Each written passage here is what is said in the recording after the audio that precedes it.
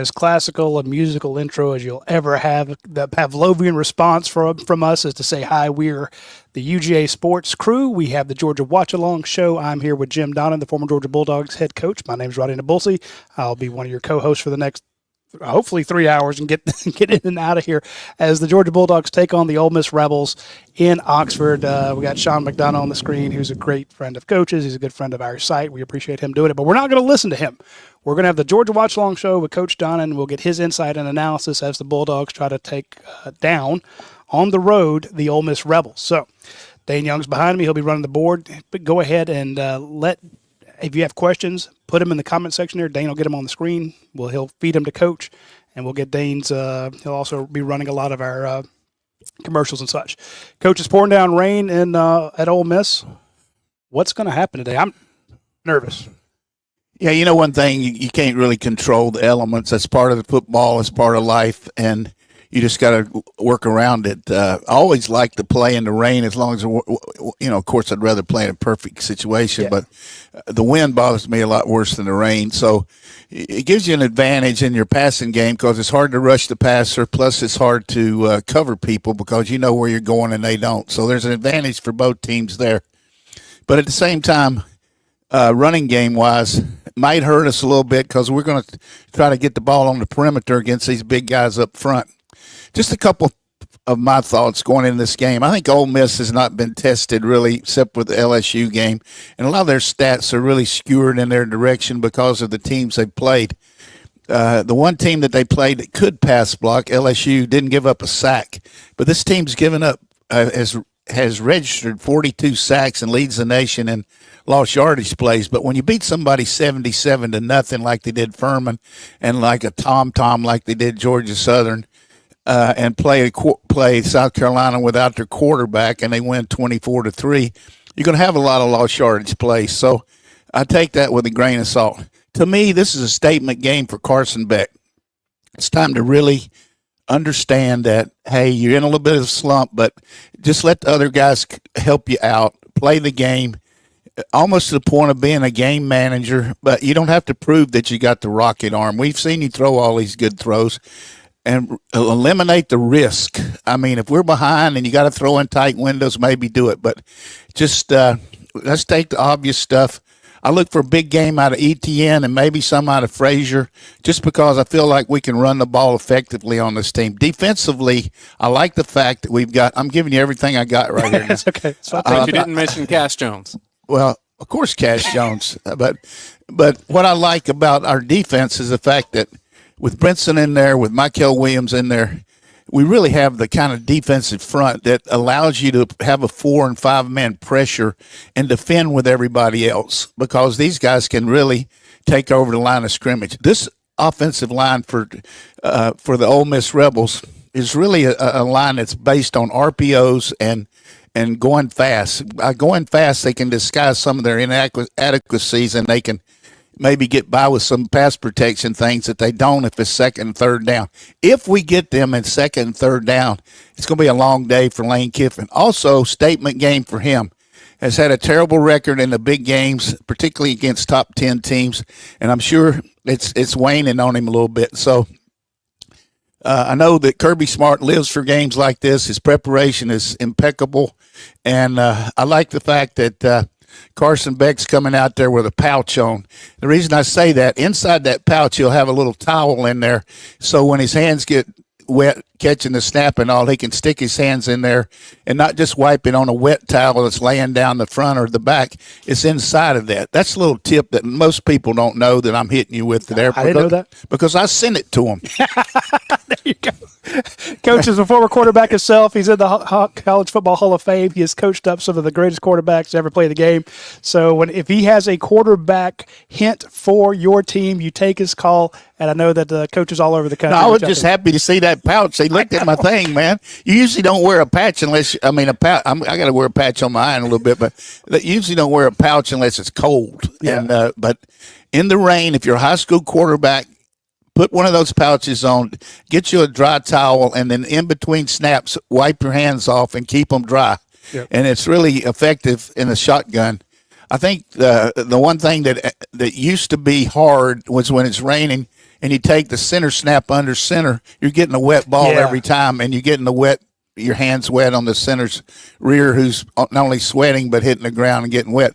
But in a shotgun snap, the ball is dry when it gets to you.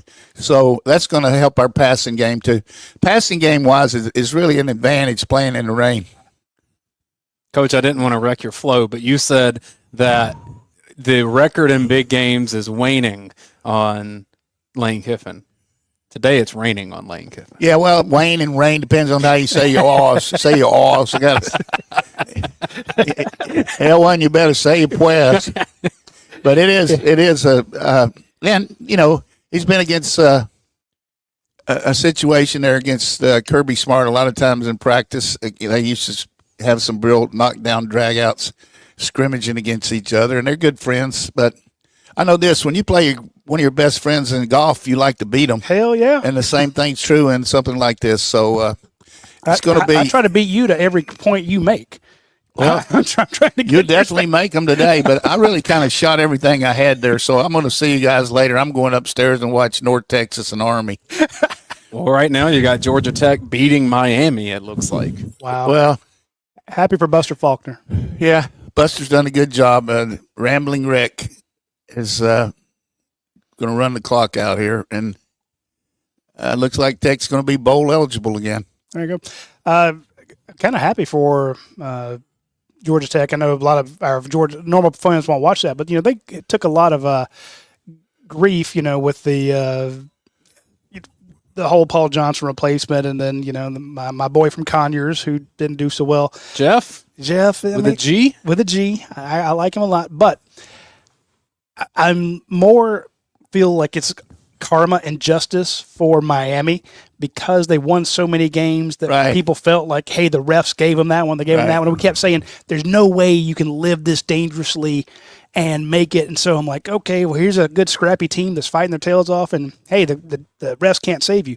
My fear, Coach, is that Ole Miss is that scrappy team. They've had nothing but shit, and they need this game so badly. They definitely, and you got to respect all teams and fear none. And the general tendency is, hey, you know, sell the ranch and it's going to be hard. It is going to be, but I just feel like for the first time all year, maybe exception of Texas, we were close to being all there, but I just feel like we got our guns ready to shoot them today. And it looks like it should be coming up here pretty soon, shouldn't it, Dane? We're on the wrong channel here with ours. Well, they said it was going to be 12 minutes, and that was like 2 Really? minutes ago. Yeah. Yep.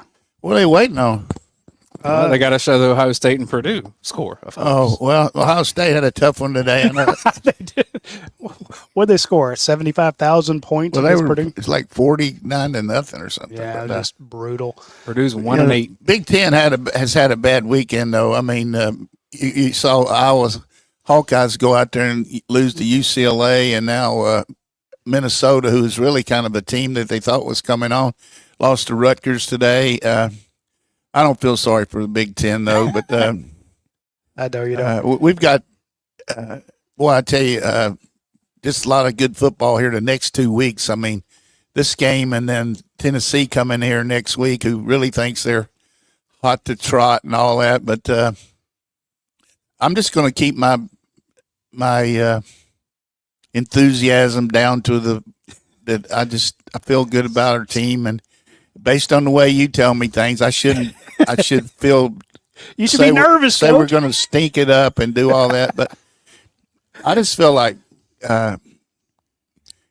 knowing what Carson's capable of, I just feel like he could really have a big day today. And of course, the other thing that helps us a little bit, Dart is missing his number one gun at running back, so they're going to have to effectively get a running game going without their running back.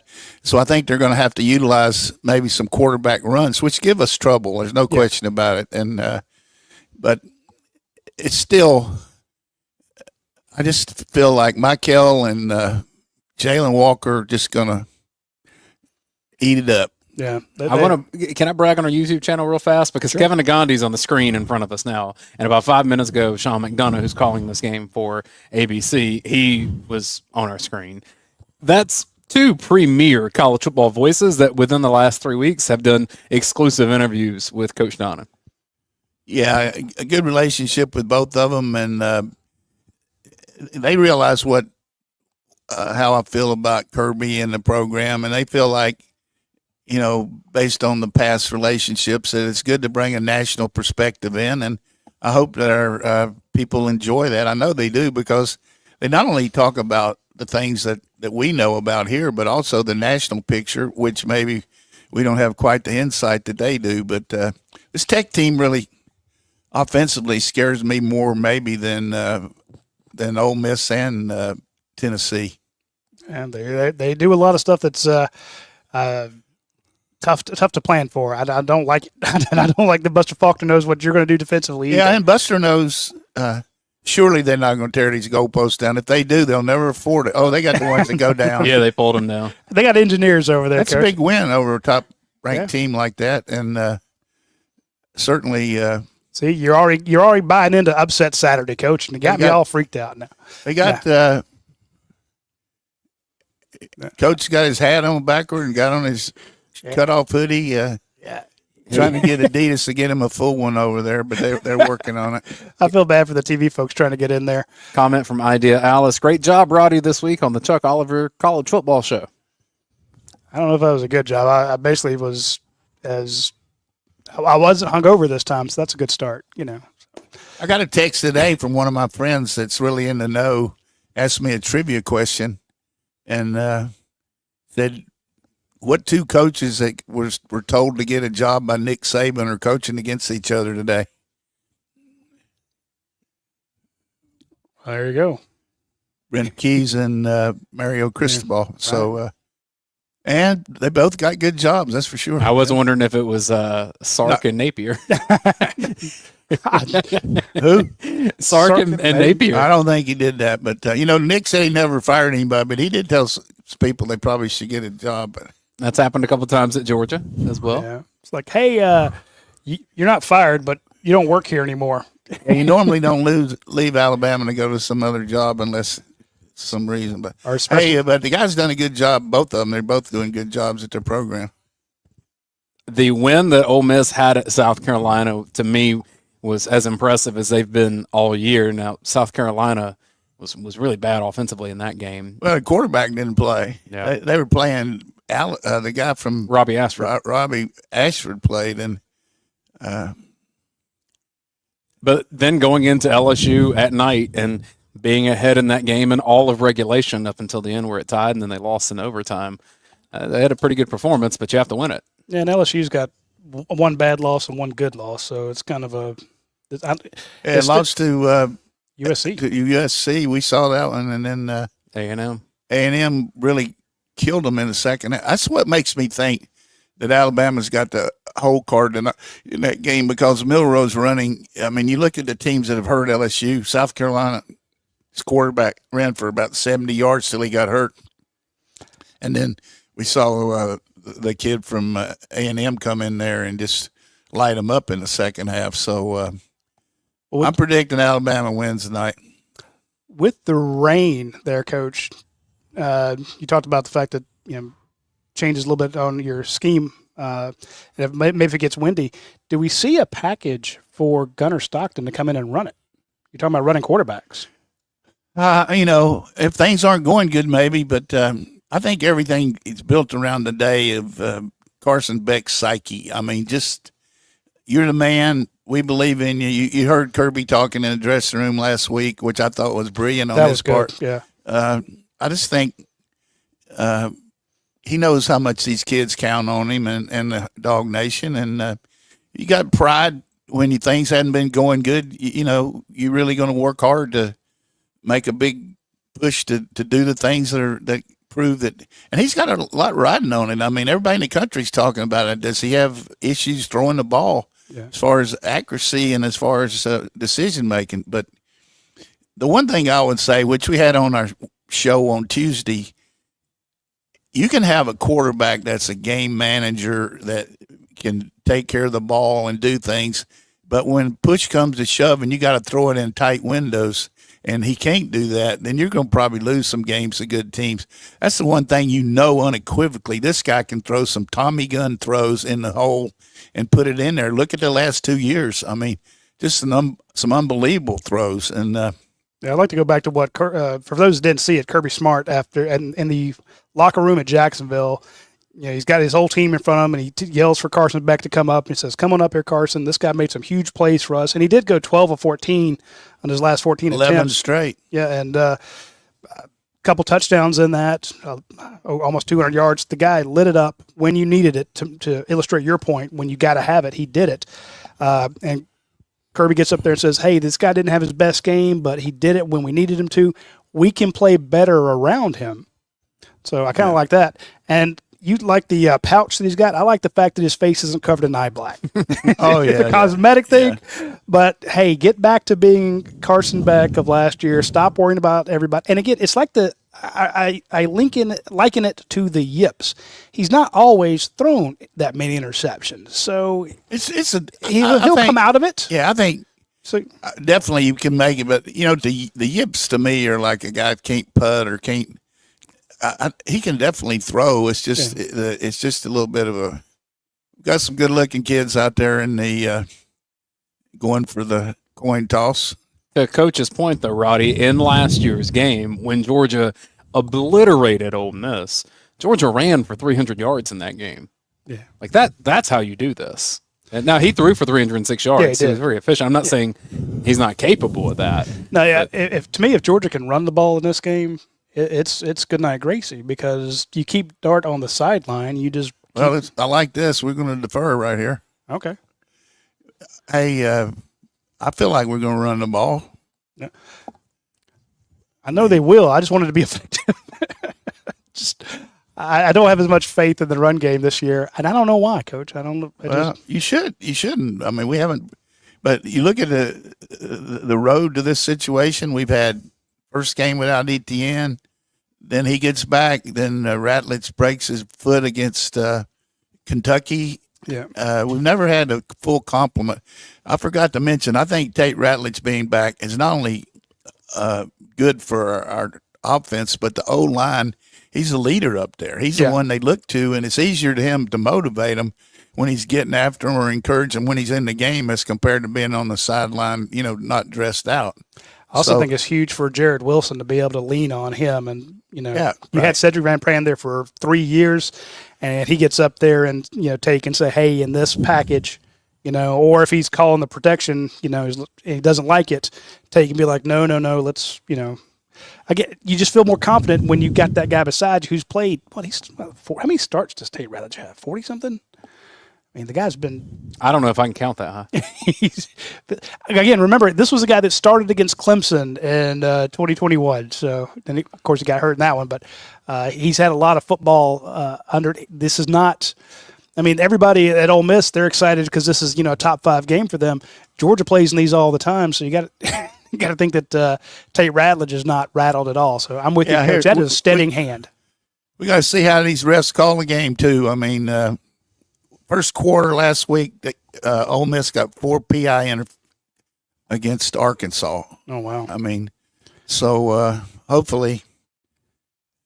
There's a little eye black, but it's a cross today. He had it. I can live with that.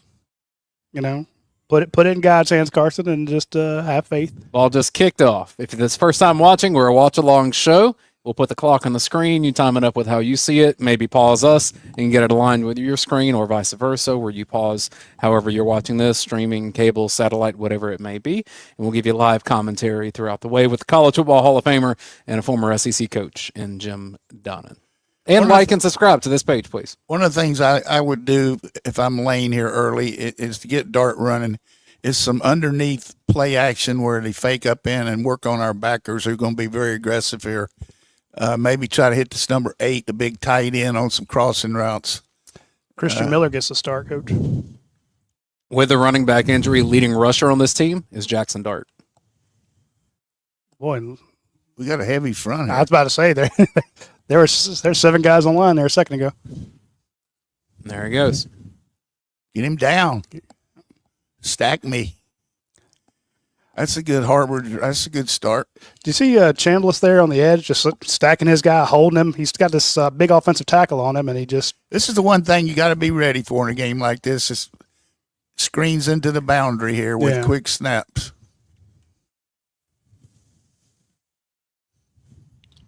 Holding. Yeah.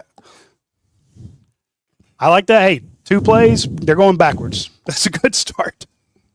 Well, not only that, we covered them. Yeah. But this is where I'm going to close my eyes because all year we've had a penalty on 3rd down. Or Yeah. Pass interference, defensive holding, hands to the face. Damon Wilson at the bottom of your screen there, one of their we're going to back out with these backers. I think it's a shot play here. Husky Wawa. That boy Dan the man. Husky Wawa. Dan Jackson. Uh-oh, he's hurt too. I hope he's not hurt. I hope he's hurt just enough to play next week. You know, you don't want to chance something like this, Coach. You don't want to take a real chance. You got the rest of the season to think about. Well, that's good. That was. Dirty Dan Jackson was made for these conditions. Did Jalen Walker get a hand on that? Yeah. The guy had a hand on him. Yeah, he did. You were calling the hold. All right, let's run the ball in. Line of scrimmage so far, win on Georgia. All right, give it to ETN. Right tackle. Go. It's right in the middle of the field. I have no idea where they're going. Nice. There you go. That was push. Oh, I like that. It's not good right here. Oh, that is not good. He's limping hard, and he just banged his helmet on the ground. Holy crap. Left tackle. Ooh. First down. Oh, come Oh, on. he got Ernest Green credited with the tackle there. Garrett Wilson got bowled over by that. I think it was Walter Nolan on him. Yeah. I hate 3rd and 1. Keep it back. Go to the right. Got a late snap. All right, let's keep running it. No RPOs. 3 plays, 3 runs. I like this. All right, 1st and goal from the 7, Coach. Got Cash Me in there. What you calling? Cash and ETN? Yeah. 2 I of them. guess he's going to fake it to one and hand it to the other. They I like the 2 backs here. I was about to say, this is a new wrinkle. 20 personnel? No, 21. Okay, I see. I didn't see. He's letting Cash be a lead blocker. That was like 47 wedge. Yeah. It's all right. Don't take him out. Of course, he's going to take him out, Coach. They're allergic to. He's played 4 snaps in a row. Frazier in. Holy shit. This is going to be a toss sweep. Humphreys in the game.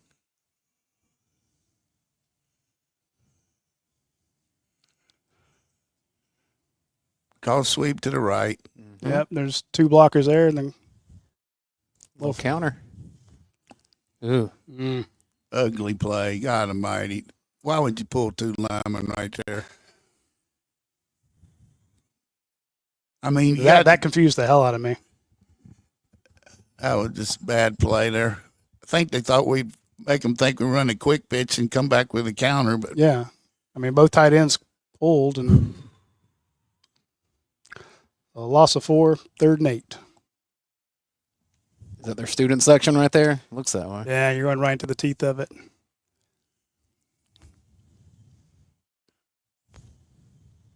screen. Block them. Ah, I kick it here. Yeah, got to take the points, don't you? Guys got the quarterback's hurt. It's 3-0.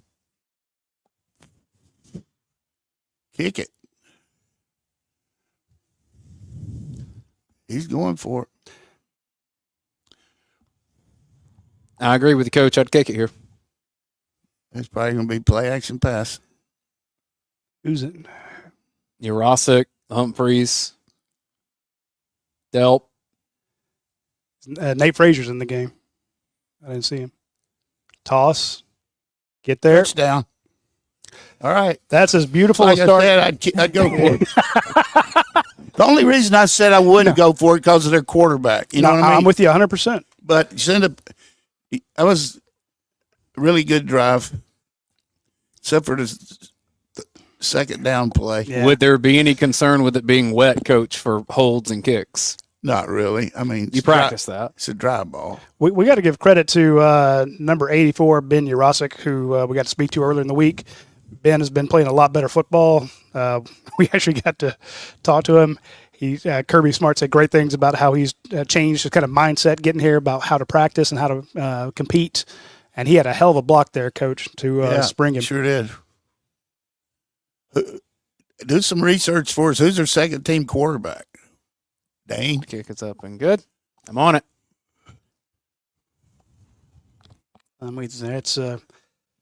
That's as good a start as you could want. You get a turnover, other quarterback's banged up, and you score a touchdown. That is, I think he's a left-handed. Austin Simmons. Yeah, he's a left-handed kid that's kind of a. He played against Arkansas second half, and he's kind of a herky-jerky passer, but a pretty good runner. But 6'4", 215. He's from Miami. Redshirted in 23. So he hasn't played a whole lot. Born in 2005. Make you feel old. I do want to point out. Next thing you're going to say he was born in a hospital. Jed May makes a good point here, Coach. That's a lot of trust in Nate Frazier. Well, it's the only guy you got in there. I guess. I mean, I'm just saying, they could have stuck with Cash Jones or Trevor Etienne. Anyway, there's a commercial. There's a commercial on the apps on the broadcast right now for some beer, and it's a good beer, but it's nowhere close to what our friends at Yingling put out. I have the flight here. If it keeps up like this, I'm gonna have a bunch of these flights. That's the 12 ounces, 2.6 carbs, 95 calories, which I need because somebody brought a giant apple pie. So I'm pounding this apple pie. America, man. The beer with it is complimentary, goes along fantastic. But if I'm going to have as many slices of that pie as I'm going to, and it's going to be a lot, I don't need to have 300, 500 calorie beers. Should I show them how big the pie is? Later on, halftime you can do that. So you can get a fantastic beer. It is delicious. It even goes with apple pie. It only has 95 calories and 2.6 carbs per can. So it took 6 generations for them to come out with this because it is America's oldest brewery. So check out Yingling Flight. And if you want to put in the hashtag, we got to give away 3 of those this week. If you want to put in hashtag flight in the comments section, we're going to give away 3 of the flight sample prize packs. I sent out a bunch of them the other day through UPS. It cost me an arm and a leg at UPS now. It's ridiculous. But it's got hats and koozies and shirts and all sorts of stuff in those. We're giving those away. But the way you enter is to put in hashtag flight into the comments section, and then he will do an automatic drawing. That's why we bring him on here. That's the only reason we want Susie Smythe's first one. Susie, if you email Radi at UGAsports.com, RADI@UGAsports.com, you get one. Yep. We'll pick more throughout the show. Yeah, so we'll have we're going to give away a bunch more of those. But again, it's our friends from Yingling. They have tons of other beers. So when you're in the grocery store, find the Yingling brand. You don't have to worry about any weird ads or advertisements from them. They're a all-American company. There's giant flags on their beer. It's the oldest brewery in America. You'll absolutely love the Yingling Flight. Well, Coach, I feel a little bit better now. Other quarterback on the roster, Coach, is Walker Howard, the former LSU quarterback. Yeah, you got him. Walker's. Here's the thing. I think he might have got hurt right there instead of actual pass. The good thing about that was Dirty Dan actually caught it. Yeah. He got up, too. We can't let up here, though. No. Well, we stole a possession, too. You know what I mean? Exactly. I think this kid's left-handed, if my memory serves me right. I was watching Arkansas. It was late when he came in. But got a weird motion. Big guy. 6'4", 215. Now, here, of course, Mr. Pessimism. You're going to say we weren't ready for this guy. We're not ready for this guy. We don't know what he's going to do, Coach. Hey, that worked for Florida, too, He's coming right for us. Yeah. Holy shit! All our blitzes are going to be from the right. He's left-handed. Well, here's the thing, though, too. I mean, it might force them to do some things conservatively that might work. Yeah. Like this. Trying to boot. That's That was Harris. Harris is playing. Boy, that's a nice looking throw right there. That was. I thought that was When we say Harris, he's been out for the last 3 weeks. that was Juice Wells. number 3. That's Juice Wells. Oh, is it? Yeah. What number is Harris in? 11? I thought it was 5. 11's Walters. Oh, now they got lucky there. Troy Harris is 9. Okay, good for you. Yeah. Juice Wells is the South Carolina transfer. Yeah, I know who he is, but I just didn't know his number. That's So- too bad right there. I mean, you get a tip ball and it goes to the other guy. Get a first down on it. Okay, yeah, run it for no. Warren Brinson, get those 97 jerseys, folks. Look how much they don't let you sub. They just go They do fast. not. Yeah,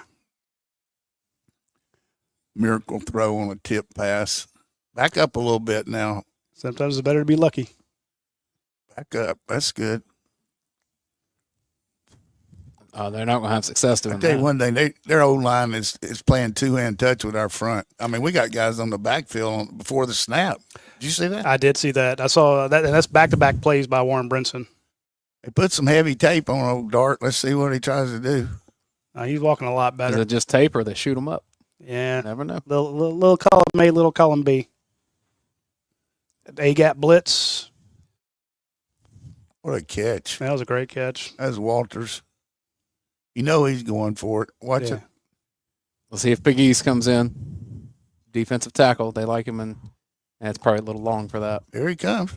4th and 1. I could see him faking and going deep here with old Pegues. No, he's not going to do it. Should punt here. Charlie Weiss Jr. calling the plays. I hope we got enough players in the game I here. was about to say he's not Watch the saying hard count.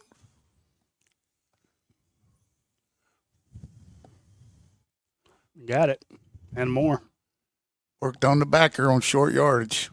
He does have that little sidearm motion, Coach, doesn't he? Has arm strength, though. Well, they're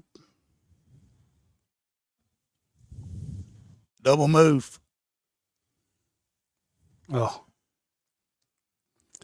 Good job. I- safety was right there waiting for it. Really lucky play on that tip ball. Yeah. Good God.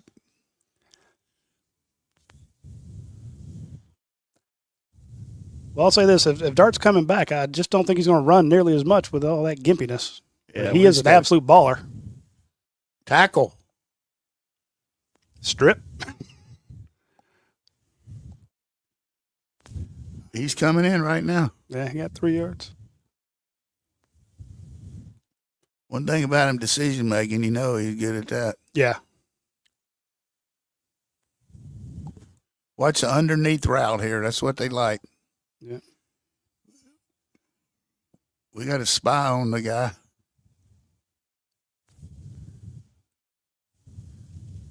Oh, geez. Just like over the middle twice. Yep. 20-yarder. Guy's showing some good touch. They play quick. Play action to the tight end over the top. Handoff. Oh, my goodness. Wow. Oh, So much for our defense on that drive. Yeah. Heck of a drive from Ole Miss. I tell you, it's all the backup quarterback thing. Showed some moxie by him. Yeah.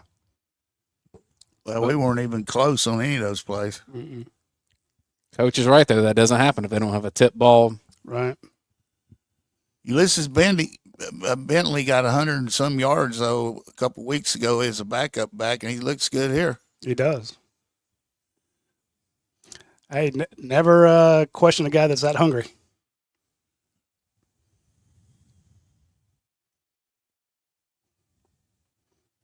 So that's that what was an ugly Yep. defense. Got him to 4th down once, but 1 3rd down. And KJ. Yeah, can't be tackling him around the waist. Around the shoulders like that. You got to go. He's a big old boy. Got to take him down. 10 plays, 75-yard drive. Took what, up 6 minutes and 53 seconds. Some highs and lows of your being a fan and a coach, man. Things look really good after that 7-0 start. And now the quarterback's got to feel good. Whenever things are going great, I think it's always a good thing. Like Kirby Smart says, they're never as good as they seem. They're never as bad as they seem. And we just can't seem to put it together, defense and offense. Yeah. I mean, right there, defense get a stop. The game's really in line. They got to be thinking now. They're thinking, hey, these guys, we're playing our second-team quarterback. He hit like 6 out of 7, didn't he? I don't even. 5 out of 6 for 64 yards. Yep. Come on, Coach. And Bentley, 4 rushing attempts.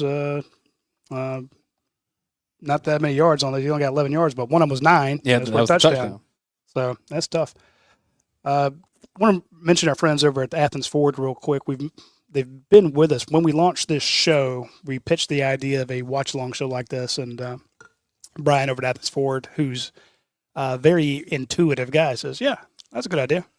I'll be happy to sponsor that. So they've been a big sponsor of our show for a long time. They also sponsor our UGASports website and our Tuesday show with Coach Donnan. So the reason they do that, they get good investment return on their investment by advertising on our show. But the main reason is they're just gigantic dog fans. And I guarantee you, Brian was pumping his fist in the air when Georgia scored right then. And he's probably the one, he's thrown an Athens Ford hat across the room on that touchdown there. So this is a guy who's tries to help Georgia any way he can. Hell, they're Athens Ford. And he's helped the Bulldogs and the coaches, staff over there immensely. So what you could do next time you need a vehicle, swing by Athens Ford. Take care of the people who take care of your dogs or your favorite website. They have fantastic deals on the new Ford F-150s, the Broncos, all that fantastic stuff. We're into November now. New models are out. They've got some 2024 models they're going to be happy to get rid of. And they also have great deals on their pre-owned vehicles. So check out our friends at Athens Ford. I guarantee you will have a wonderful buying experience there, and you will feel zero pressure. So check them out.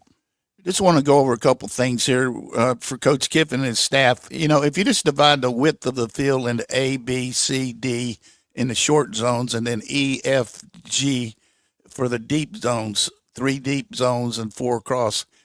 The last game, they threw so many vertical passes down the outside, and defensively, that's what you're going to be worried about. That whole time, they were hitting inside between the B and the C areas, inside the hashes, because we were overloaded to the outside. A good game plan by them and good coaching. And good coaching by us to try to take away their best stuff, but they came back with something different. Let's see. We're probably going to have to play some man under and get inside these receivers. The guy choked. Catch the ball now and run with it. Oh, God, that worries me there. What a lucky break there. That's 2 lucky breaks. The guy missed the damn kickoff, and then we didn't judge it very good. That's something you're not used to when the ball rolling like that in the rain. See the inside routes. Let's see. There's 1. Yeah. 2.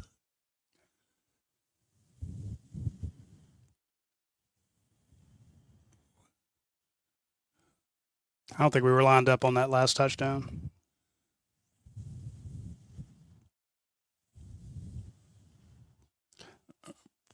That one technique looks offsides, Coach.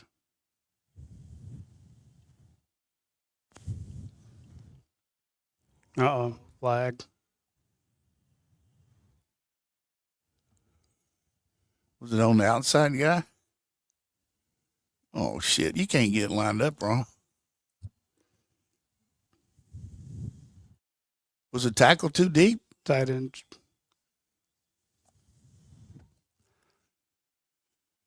Are you sure?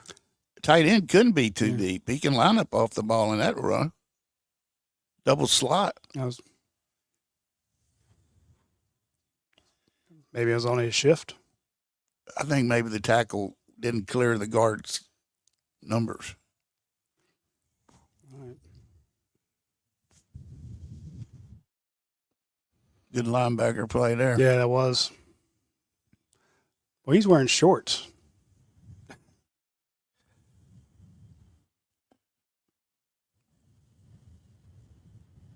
Chris Paul. 20 years in NBA, now he's coming back playing.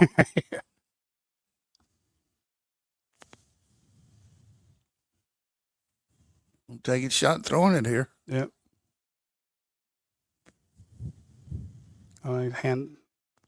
Oh, my goodness. Big Daddy. All three of those guys came through immediately. I think that was kind of an influence play, and it didn't work.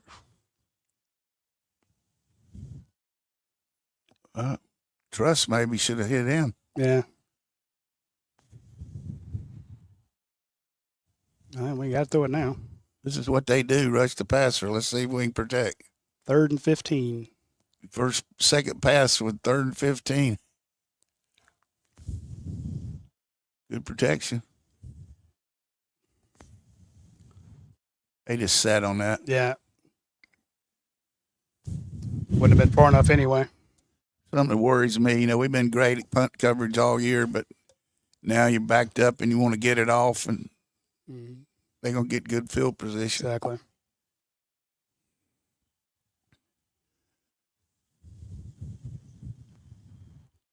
Let's say you lose one there. By that, I mean drill it. Yeah.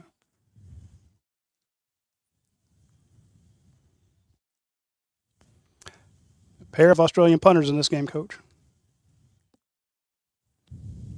Didn't really hit it that great. Starting on the 50. That's coming in with JD. I'd say I'm a little surprised considering how well, the one thing about it, if he can go, you got to go with him, though. You know what I mean? He's got you this far. But as a weak series there, penalty.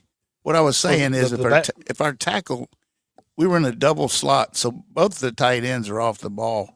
So the tackle had to be back and not covering the guard enough. You know that rule where you can't be in the backfield. right, too deep. Does it say who the penalty was on?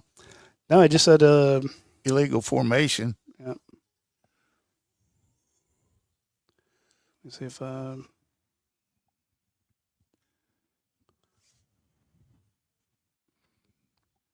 this is going to be just illegal formation. But I mean, you started on your 14 because of that stupid kick. So right now, it just kind of has that feel that all of a sudden nothing's going your way. You had this tipped pass that should have been batted down. You had caught you with a run that you weren't ready for. The missed kick, the drop or the broken out pass there, the penalty. It can't. Just like Georgia's first start couldn't continue, theirs can't continue. So it's all those things that keep you from winning right there. Yeah. But I still feel good about the way the field looks and the way we haven't really tried to throw any of our stuff. Very conservative, backed up. I thought that was smart. I mean, you guys had trouble throwing the ball. Why try putting a little heat on him there? If he gets an interception down there, his psyche's gone. Yeah. But I would have maybe thrown a deep ball on that 3rd down just to see if you get a penalty. Yeah. I like it. Just 9-rattle Narian Smith, let that safety come over, let him bump into him, and just, hey, that's holding. That's a penalty. You can see that. The defensive line for Ole Miss is obviously performing better than it did in last year's game. Having a guy like Walter Nolan makes everyone across the front even a little more ferocious. Yeah, him and Prince, the guy they got from Florida, and then that Paul kid linebacker. But I think that play was an influence play where Tate was setting that guy up to think it was a pass and maybe thinking the guy was going to rush, and we try to run up inside him because he didn't even try to block him. No, that was definitely a influence. I mean, you show something that make him think you're doing something else, but didn't work. And when you go against, big guys that are really thick, sometimes things like that help, like make them think you're doing something and they maybe slow down, but that guy just reacted and made a tackle. Bill says, I sure wish ESPN would have replayed the penalty call. Yeah, The I illegal think it was formation. it had to be the tackle based on the formation. Again, you negated a really good play there. That's just You can't have an illegal formation if it's a run on the tight end because yeah.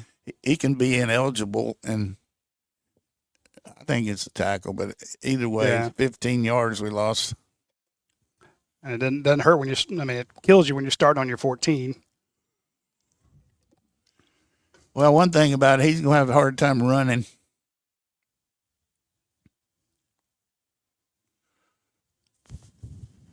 It's almost like his toe caught in the grass as his ankle was being pulled the other way, maybe. Chat saying Truss was lined up way too far back. There you go, Coach. Charlie White's Jr. So he's the one calling the plays? Yep. First and 10, right at the 50. Just working on the underneath stuff. I need 8. Catch and throw it. Mm-hmm. I guess the thought, if he's not going to be a running threat, is get the ball out of his hands quickly and play fast. This could be a deep shot. And too high. It's a good catch. Tight end on the linebacker.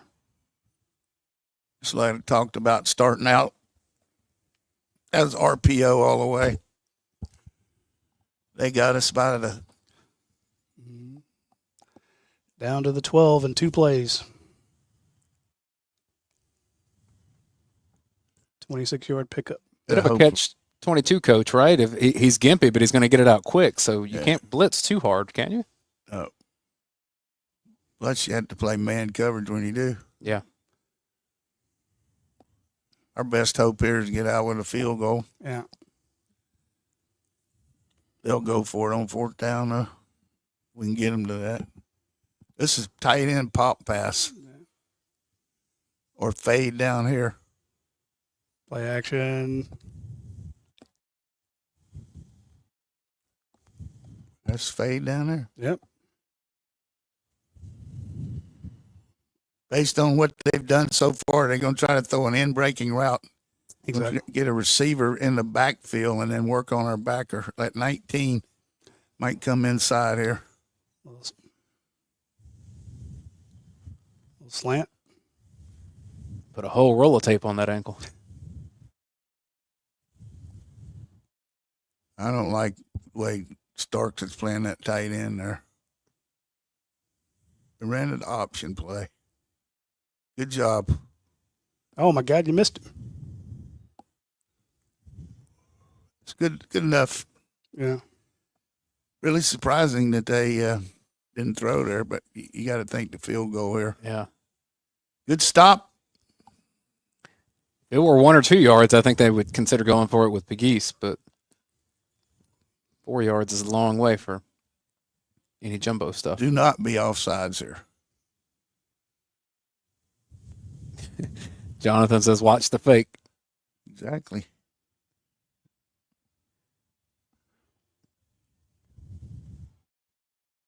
Kick is up and good. I was going to give a prop bet on whether or not Georgia will be trailing at the half. They're trailing now, but I expect Georgia to get there. At least you won't be, hopefully, I don't want to jinx it. You won't be starting on your own 14 again. You know what? We need some good vibes, Roddy. I'm going to give away another prize pack. Sounds good. Let's do an allergy commercial. Make sure that they're allergic to something at Ole Miss. Good Lord. Let me get my random generator here.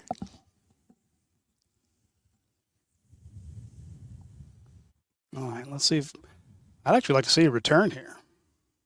Tell you a story about Archie Manning.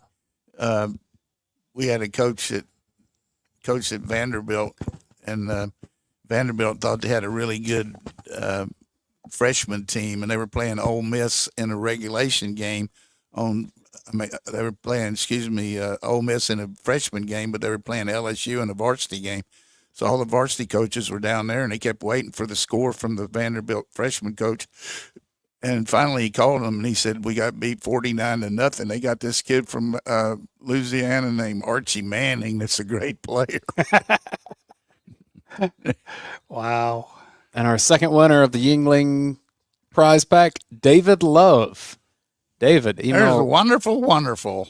email Radi at UGAsports.com. That same night that Ole Miss played them, I was playing at Doak Campbell Stadium in Tallahassee, and we beat Florida State, NC State that night, There you go.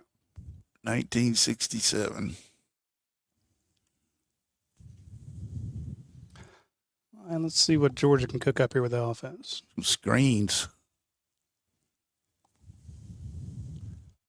Attack that edge.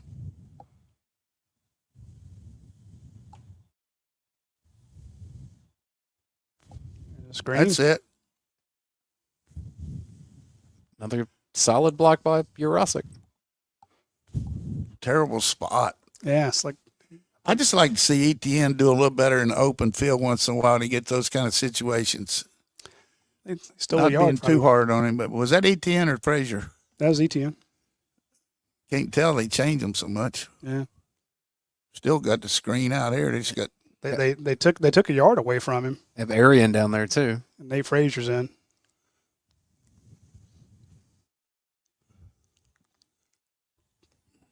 Tried right up the middle on him. it's okay. I tell you, Nolan's such a good player. I think going up the gut's going to be a little harder today. You think? To me, that feels like what Georgia tried to do against Kentucky with Big Dion in there. I think this playing field position right here.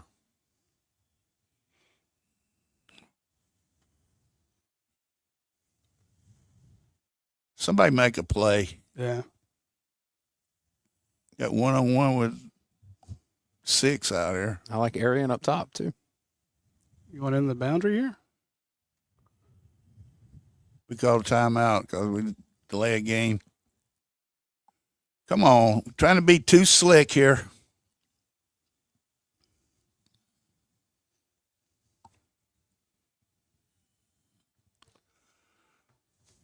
I do not recognize that referee, and I watch a lot of SEC football. Yeah, he's I can't think of his name. Big Bill from Jacksonville. I was about to say Georgia took over the stadium, but then I remember Ole Miss fans wear a lot of red too. Every time I keep hey, there's a Georgia. No, they wear a lot of red. Even though they love that powder blue, it's a great look. But it was funny when Kirby Smart went there in year one. I went. Oh man, don't talk about that game. I was there. What is it, like 31 nothing at the half. Come on out and snap it. Trying to be too slick. Where's Delp and Lucky? I see Jurasic and London Humphreys.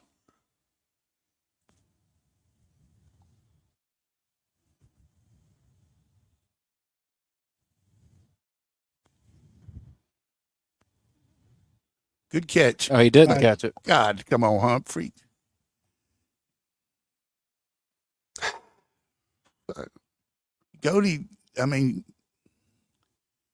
Delp. That's a tough catch.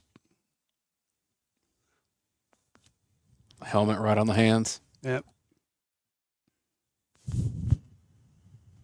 A lot of confidence for that team right there. Yeah, I mean they feel like they can play with anybody. Their last 6 quarters have been phenomenal, and they gave up a touchdown, but they've scored 10 unanswered. Now they got the ball again. Need Thunderfoot. He's not kicking as good as he normally does.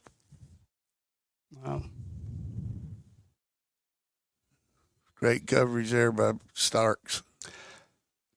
So there's 2 return yards, Coach, for a punt. They're looking at his hand now too, with the helmet hitting it, or his wrist maybe.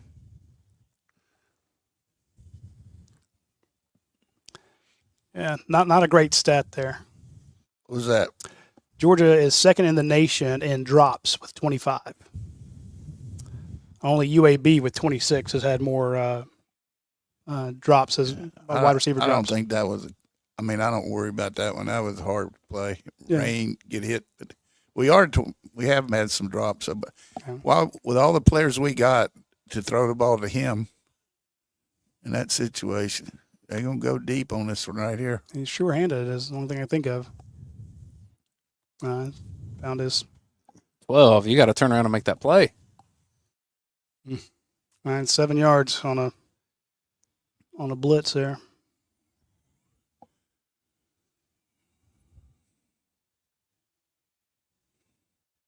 What does it say about the rain?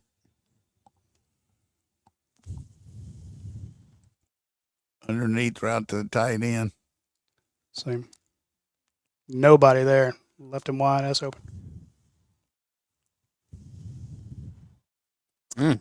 31 yards. What they're doing is seeing where our backers are, and they either throwing outside them or inside them. Mm-hmm.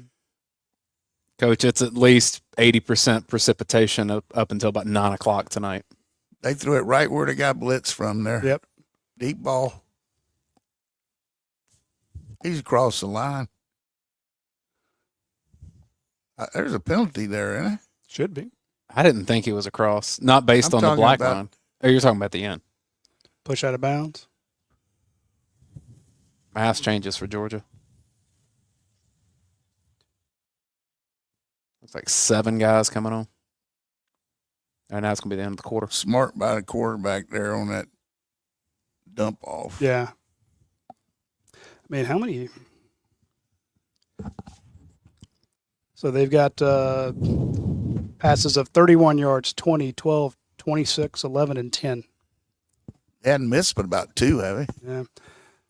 Yeah, Dart's 5 of 7, and Simmons is 5 of 6. So it's 3, my bad. yeah, 147 yards passing. We got like 10. 10, exactly. 2 of 4 for 10. Roddy, do you mean to bring up the sample pack from Bulldog Snacks? I want to mention our friends first at Morrison Dean, because I need a lawyer. For all the things you're about to do. I want to sue somebody. Our friends Morrison Dean, Jeff Dean, I know he's sideways about this, and his family and all of his, he himself, of course, and his boy, they went to UGA Law School. I just want some good vibes. So I'm not even going to mention the sheer millions, it feels like, of people that he's taken care of, or at least the millions he's gotten in damages for people who have been in bad situations that have had, car accidents where somebody else was at fault, liability products that have left people really hurt. He also does a situation at Morrison Dean where they give away $500 per month to, let me get this right, one lucky teacher in their community. Well, that's cool. So his wife's a teacher, and he knows firsthand that they spend a lot of money on stuff that the school doesn't provide, so they're buying school supplies and stuff like that. And they also had a book bag giveaway at the beginning of the year. They gave away school book bags loaded with school supplies to 60 elementary and high school kids in their area. So if you're in Dalton, they're in the old bank building up there. But think about it, 60 backpacks full of stuff to all these kids in that area. And then, one lucky teacher per month getting $500 to recoup the money that he or she spends teaching the kids. So super cool. Again, it's good karma. So hopefully Jeff's karma from Morrison Dean, Jeff Dean's karma will rub off on this team, and they'll get something going on offense. You sent me a lot of stuff about them while you were in Jacksonville, and I was helping with some of the ad reads for the show. And I did not realize that their team has experience on cases that have reached the Supreme Court. Yeah. And I was like, whoa, yeah. That's as big time as it gets in that world. So they know what they're doing at Morrison Dean. Yeah, I mean, you've got on the criminal defense side, they've got a guy up there too that knows every judge, knows every district attorney.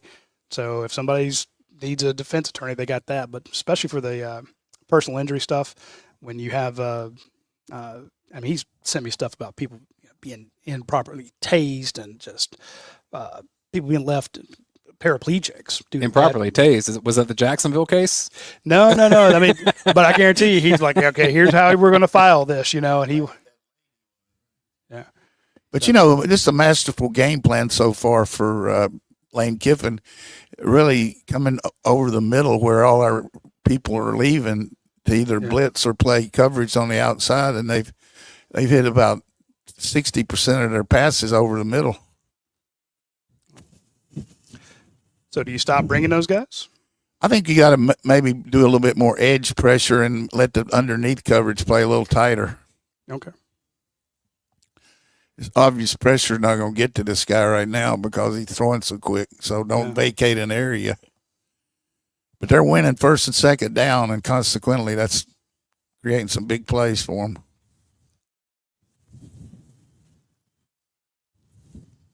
It's like right there. Yeah.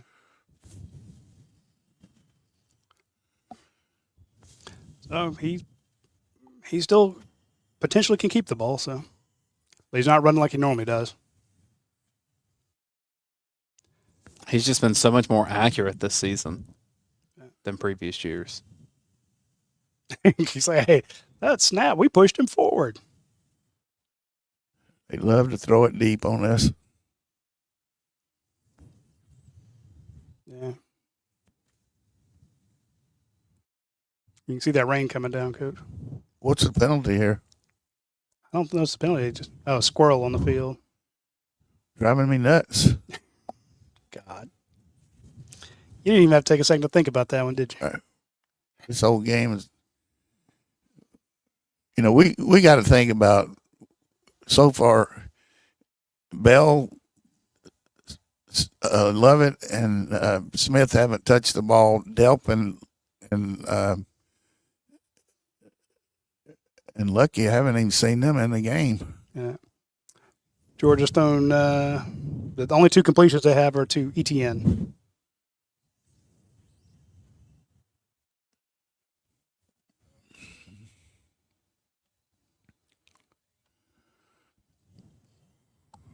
Oh, Jonathan, you're going to make Radi just shut down the whole enterprise. That things are getting squirrely. Yeah.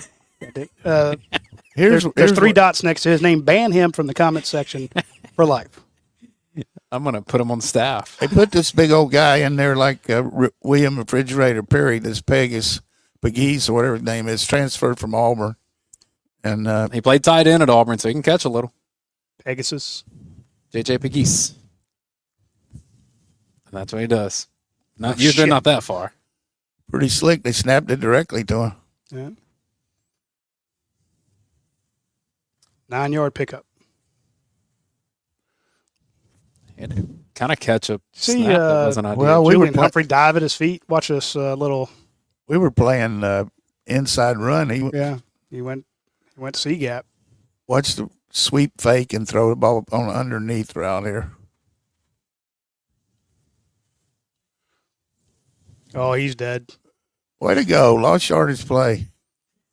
Not tackled. He's dead. I saw Raylan Wilson coming after him. I'm like, I thought he's going to. All right. So they finally went backwards. Thought he was going to Eric Stokes him like Tennessee that year. Time of possession's been like, 10 minutes?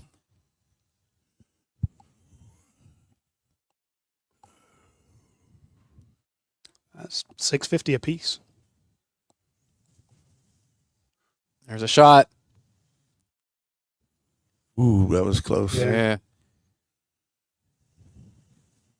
Guy's got a good arm. 3rd and 17.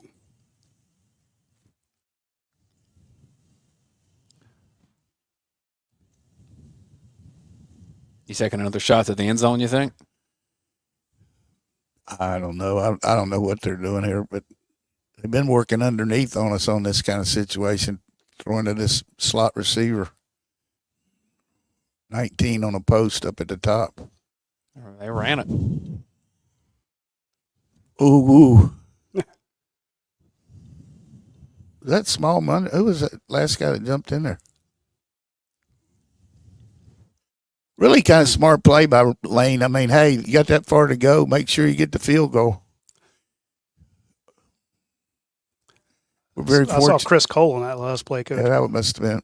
It's be a good time to block one. Got another kicker with the shorts here, Coach. Bad snap. Black cat. All right. Perfect. All right. I'll take that. Low yardage play on first down. That's a great equalizer. 9 play drive, 51 yards, 4 minutes and 8 seconds. I mean, honestly, for it to be 13-7 and the total yards difference right now, Ole Miss 165, Georgia 27. Maybe fortunate. Yeah. Had the turnover. Yeah, I mean, that's where it all came from. So, it's obvious to me we're going to have to cut it loose. I mean, let's go. Yeah. Run a jet sweep or anything. Just get the ball on the perimeter. Let your defense rest a little bit. And they've been out. The time of possession doesn't look it feels different than it is, or at least what it says on the official chart there. We mentioned with our friends with the Bulldog bars, and they make the company's called Bulldog Snacks. They make the Bulldog bars and the crispy chocolate chip cookies. We were telling folks about the fan pack. It had a ton of the bars in it and a bunch of the cookie packs in it.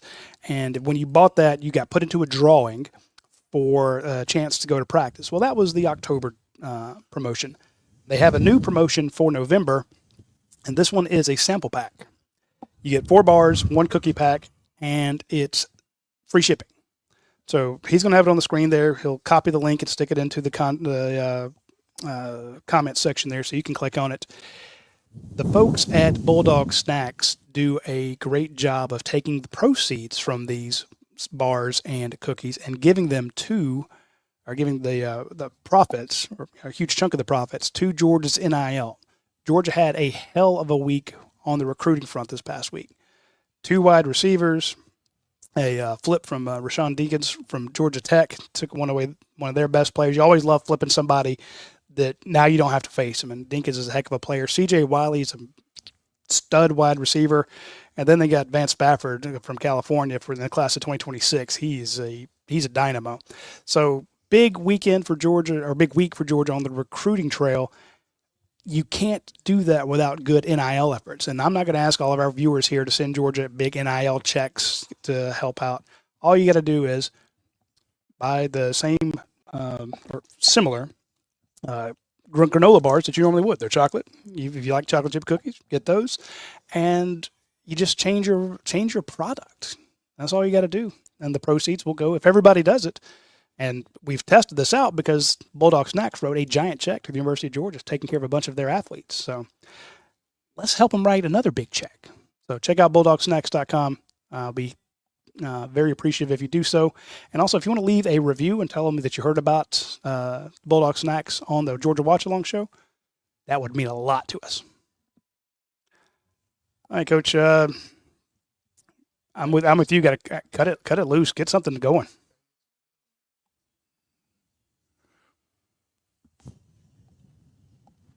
$170 yards. Kick it short, run it back.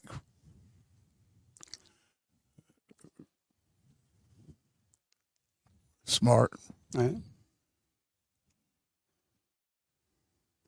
Because of where they caught it, or just in general? Yeah. I mean, it was a high kick.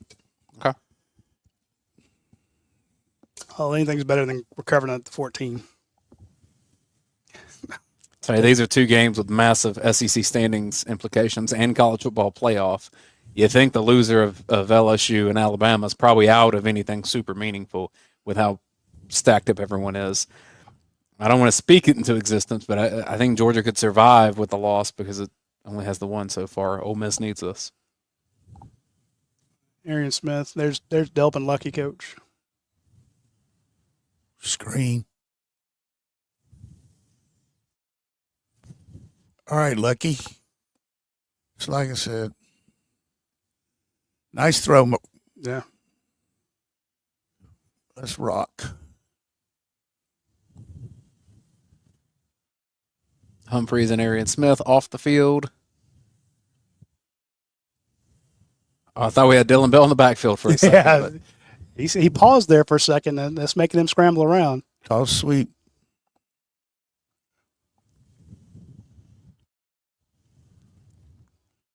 There's a toss.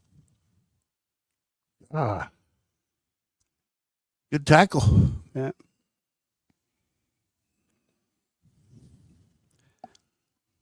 They only gave him 3 on that. I thought he had 4. We're actually huddling up. Mm-hmm. Still steady rain.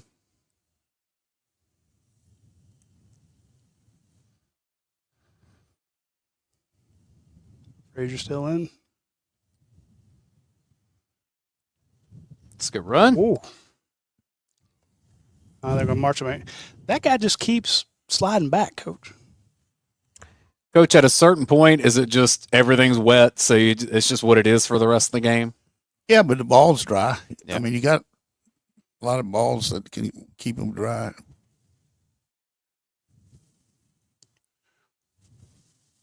They're going to need a push to get that over. I don't think he got it. He got it. Yeah.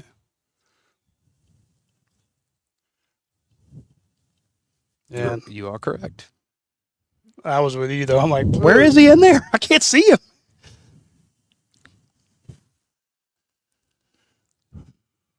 There he goes. Okay. Yeah. Coach, Lane doesn't appear overly chatty on the headsets. Anytime the camera goes to him, I don't see him talking. God, get it up. Good. He had him. Yep. Didn't look like he got his feet into this.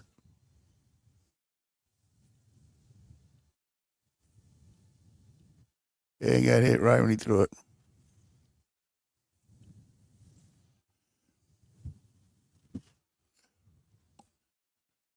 Second and 10.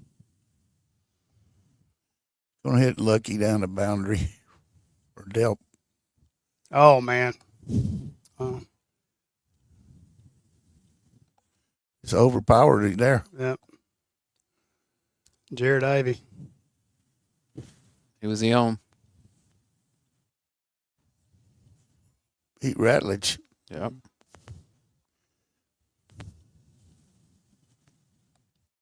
I mean, if your most experienced offensive lineman's getting beat. Looked like he thought he was going to get slide help from the center there, the way he let him go. He did. That's a big loss there. Just make sure you punt here.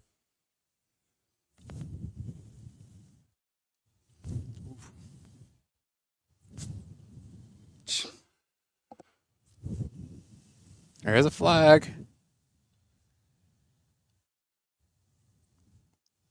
Might have been sideline warning now.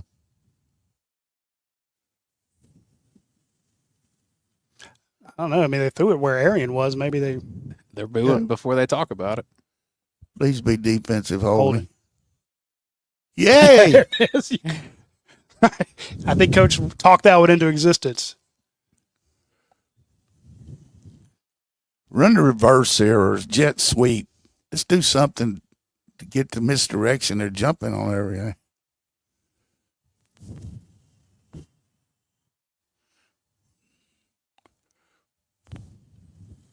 He's holding it. I mean, yeah.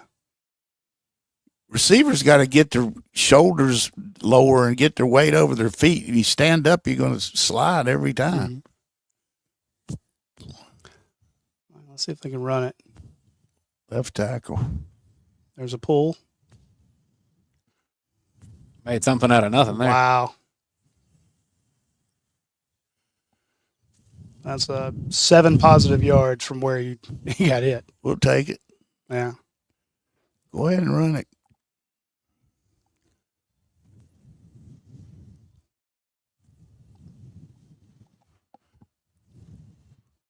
So you going to try to hit your Ross again? Yeah.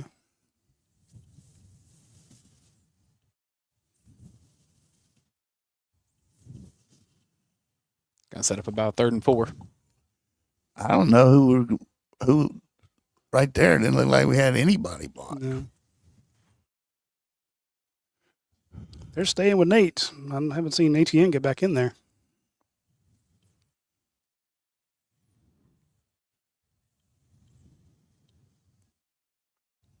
Just protect this time. All right, so Nate's out. Cash Jones in. They're going to heat us up here. Yeah, they got that. Look how many guys are on the line. 2, 1. Mm-mm. No, they lost. He knew what we were doing there. Yeah. Checked to his screen and played it. They drew us in there. Especially in these conditions, I thought Georgia would have a line of scrimmage advantage in this game, and that has not been the case so far. The minute he saw him back up, he came on. See if he can pin him here. Still a pretty decent drive. Just Arian Smith's fallen down twice on routes.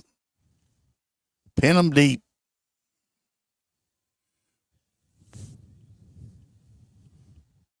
At the 1 yard line. He can do a little bit better than that, Coach. No, he can't. 1/2.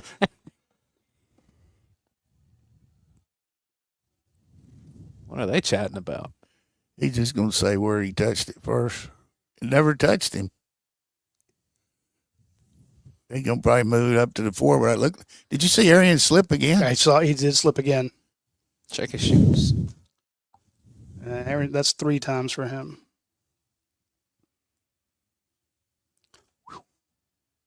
Let's do a little stat check here so far. Georgia with 47 yards, Ole Miss with 165. Each team with a penalty. Georgia's was for 5 yards and Ole Miss's for 10. They're winning through the air, Coach. 140 yards passing, 25 rushing.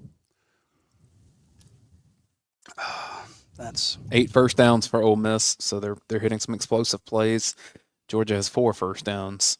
Both teams 2 for 6 on third down. one of those thanks to a penalty for Georgia. Georgia has more time of possession by 50 seconds. I'm just looking at all those long pass plays are just not good. I did like the throw to Lucky. That was strong. Each team with a sack. Georgia with 3 tackles for loss. Ole Miss with 4 tackles for loss. Nate Frazier with 8 carries. ETN with 4 carries. This is where you got to hold them down here. Yeah. Carson Beck so far 4 out of 7 for 22 yards. Dylan Bell has not touched the ball. He touched one, but it was knocked out of his hands. On the stat sheet, Yeah. Dylan Bell has not touched the ball. I mean, right now, Beck doesn't have as many yards as their backup. But it'd help if the guys hang on to it. But I mean, hey, you get it knocked out sometimes. Again, Georgia's second half team. That stuff happens. They're doing a good job defensively of taking away some of our screens and really showing you one look and playing another. I mean, this guy Pete Golding was a defensive coordinator at Alabama. He trained under Nick. I mean, he runs Alabama defense, and we've had trouble with it. I mean, we didn't last year against when he was coaching at Ole Miss, but he's got a better front this year. But I think the way to attack these guys is fake up inside on first down, throw over the backers like we just did, and maybe go a little quicker, not let them get set. They're getting their timing on the rushes because we're letting the clock run down, trying to get the perfect call. End of the first quarter, Texas Tech 13, Colorado 0. Wow. I thought Colorado score a lot of points today. Almost halftime, Duke 12, NC State 6. Pack. Almost halftime, Virginia Tech 7, Clemson 0. Help Georgia if Clemson got back on track a little bit. Absolutely. Halfway through the second quarter, Indiana 14, Michigan 3. Who would ever thought that Indiana would be a 14.5 point favorite over Michigan? Not in this universe. This guy here, that's him. That's the referee, isn't it? Bill Luminier? That's the referee expert for ESPN, yeah. All right. They kept the ball where it was marked. Don't let him get it out of here. He's going to throw. Max protect. That's as much time as you can ask for back there. I'd love to see it. Holding in the end zone for 2. That shows the confidence in their running game right there, Roddy. Yeah. Well, I'm just going to – it's hard to run the ball from the shotgun out of the end zone, though. I worry about handing the ball back. Watch the tight end over the middle. All it takes is one slip. Again, you're on that wet turf. Guy hands the ball and his leg slips out from underneath him. You've given up 2 points and you got to kick to him. I don't think he lost a foot because I don't know that he could, but he lost a couple inches. There. This is the play of the season right here. You make him punt here. The guy hasn't even punted today, has he? It's all field goals or interceptions. Is he punted? Watch his slot here. No punts, correct. Oh, my Good God. God almighty. Oh, out to the 17. Gee, my crisp. That slant route. Good coaching. I mean, we're worried about that vertical. Yeah. We hit the back underneath right here. He's got down Damon Wilson. And that's exactly where he's looking. He's like, where can I? Wide open again. I mean, 2 plays they get from the 1-inch line to the 49.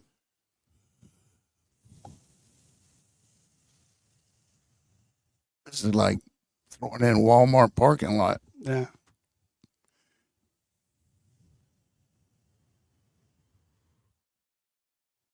That's terrible.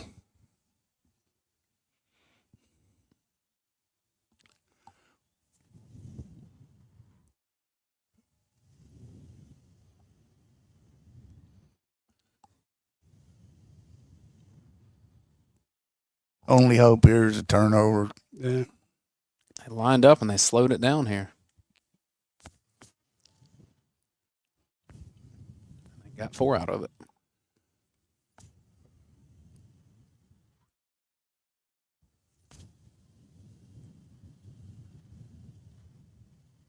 I mean, surely Lane's not trying to run a clock, is he? No, I think they're just playing. He's doing different things with his offensive, based on what we're doing. Yeah. Now the first down.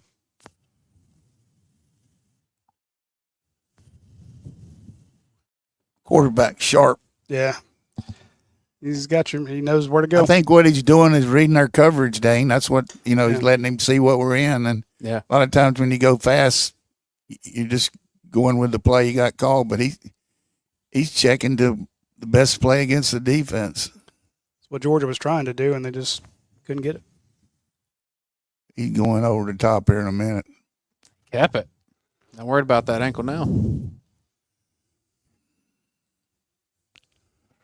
They're in 4 down zone, too. Essentially, they are just doing a good job of taking what's there.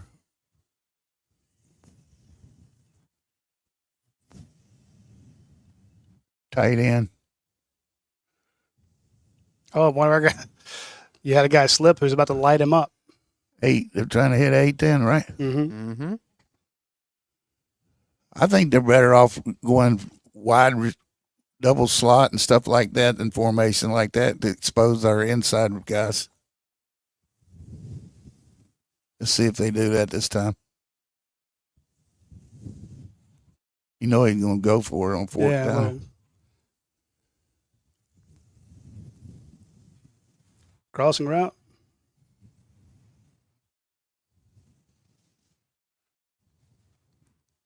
He's definitely going for it here. Yeah.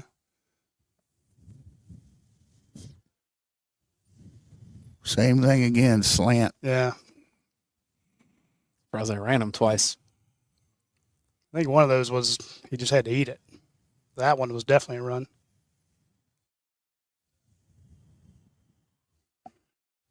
See if it's an attached formation. Yep. One of those outside guys at the top of this one's going to run an inside breaking route. Yeah, and the guy in the slot doesn't. You can see Georgia's defensive guys trying to. He'll end up calling timeout here. Yeah, there it is. I was about to say that there should be a flag if they didn't call timeout yet. They're booing, but he called the timeout. No, I think it was the hit on the quarterback.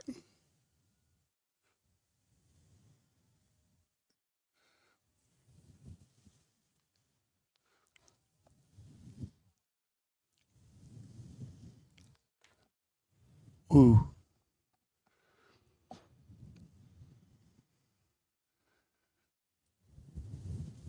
You gotta love tap. They got to stop the play a little more forcefully, don't they?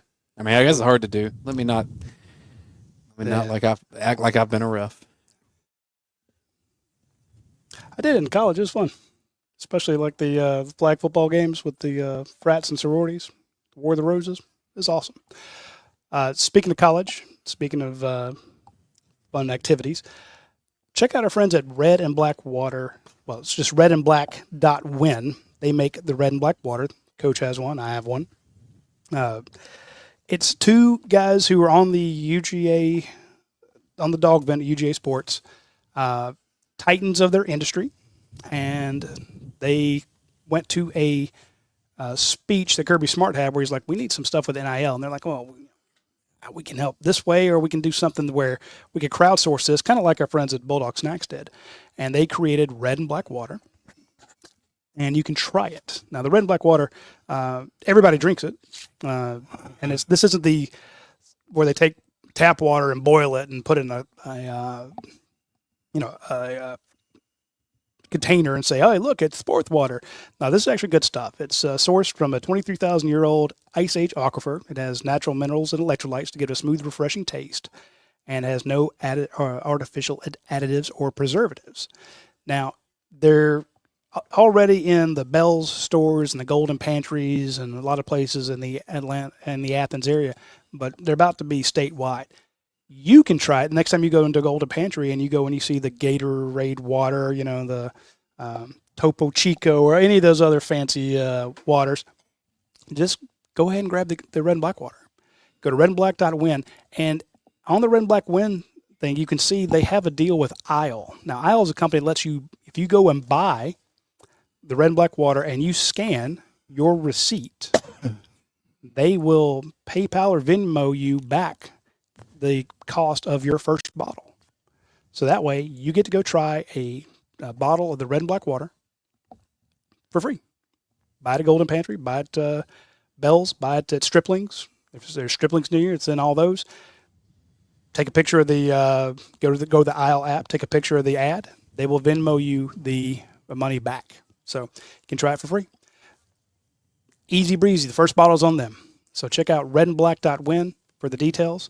And they have a lot of great little things over there you need to check out. So help Georgia sign some of these guys. All right, Coach, 4th and 7. What do you think they're calling? Same little crosser?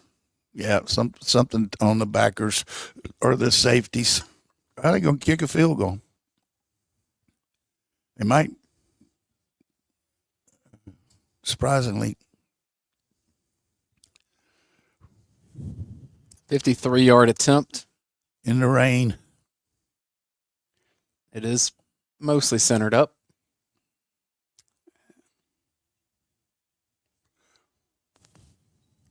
Oh. That's going to be a no, right? No, that's good. Oh, he snuck it in. When I saw all the people behind him raise their hands, I'm like, I got it. It was tough from the angle. It is.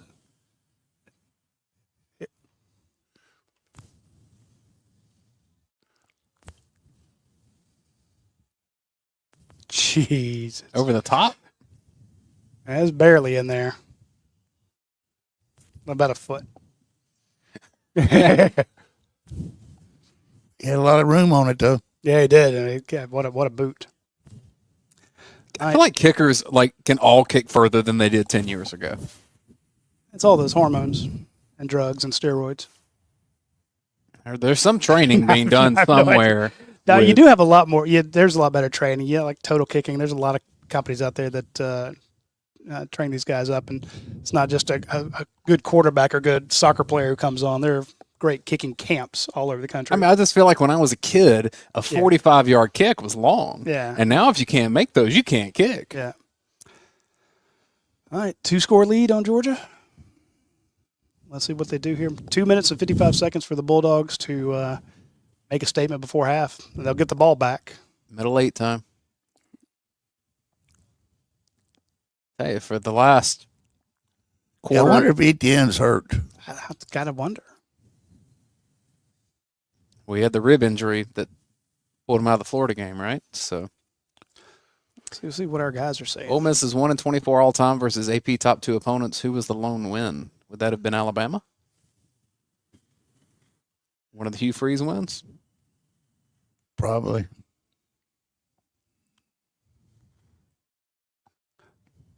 We can't mess around here now. We got 2 straight possessions coming up.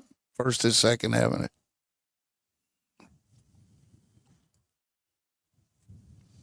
Just trying to see anything about.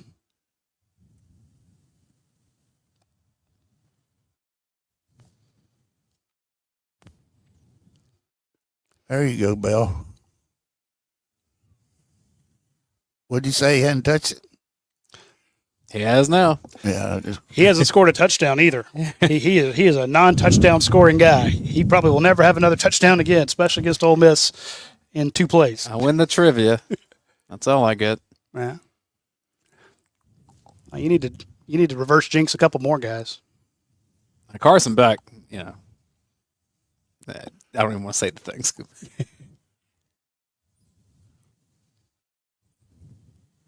There you go. First time he touched it. That looks like the touchdown play from last week.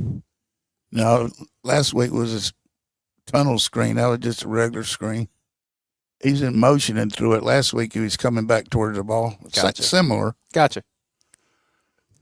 2-minute timeout. That's 2 successful passing plays to get a little momentum.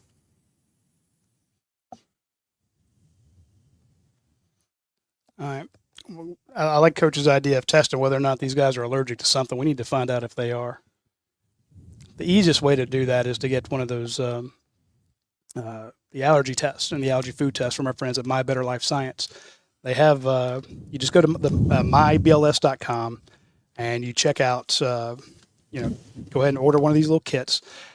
There will be a window that pops up that says get 10% off. Go ahead and give them their email because they're going to email you the results anyway. So give them the email. They'll email you a discount code. A lot of times it's like welcome 10 or 10% or try it for 10 or something like that. And you'll get 10% off and you can order one of their tests and save yourself, $20-$30. This one, the allergy test tests for 295 food and inhalant allergy triggers.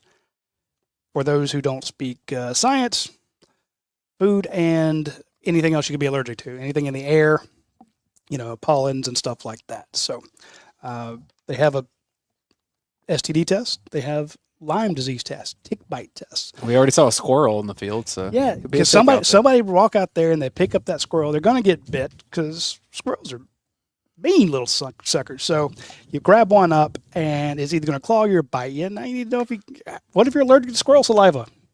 Find out this way. But if that squirrel had a tick on it, you got bit by the tick, then you would find out if you had Lyme disease by getting one of these tests. So check out My Better Life Science.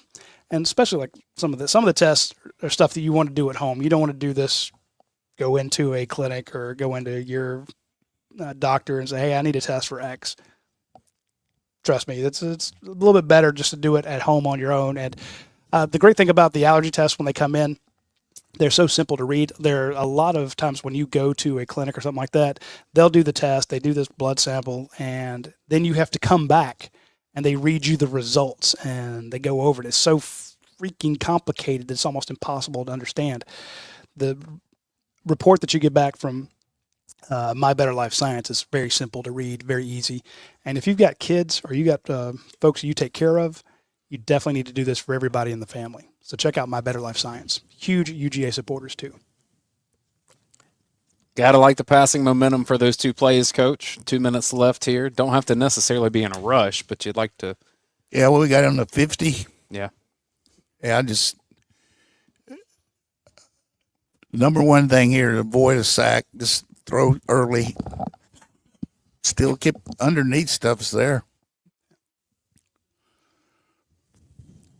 I've been amazed how many inside breaking routes they've hit on us. How do you stop it? Well, a couple things. You got to be careful about blitzing linebackers that Yeah. are in that area. And then the other thing, you got to jump inside the slot receiver some. But based on the game plan, they've thrown the outside so much, they went away from their tendencies. So, I guess the minute you start countering that way, then they go back to the edges. yeah. I would have thought they'd have taken more shots than they did, but And it's working so well. so we don't have. ETN's in. Okay. Yeah. Quick pitch.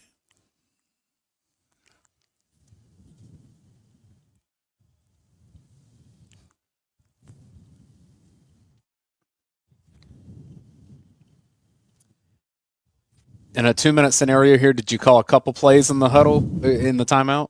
Not really. Okay. In the old days, you did, but now you get the way you can run no huddle. Well, with the helmet communication too.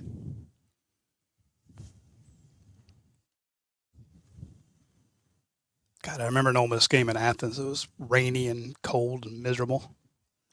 It's my last year, wasn't it? I think so.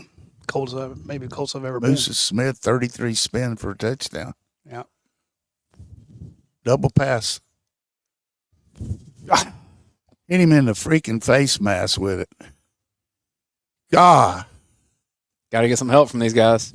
that's just bad. So now Georgia is tied for the most drop passes of Where's anybody in the where's nation. Delp?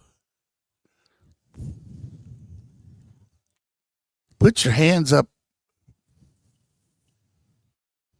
No, That's poor form, Coach. oh my goodness. Now he says we're ahead. Yeah. Protect. Cash on the game. Speed rush. Got him. Ernest Big Green Durham. just got beat on 2 plays in a row. They gonna call timeout here, I think. You got to set.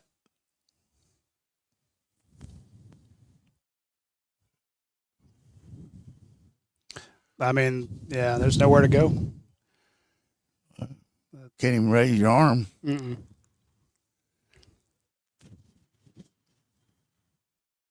And what did Coach just say? Worst thing you can have here is getting sacked.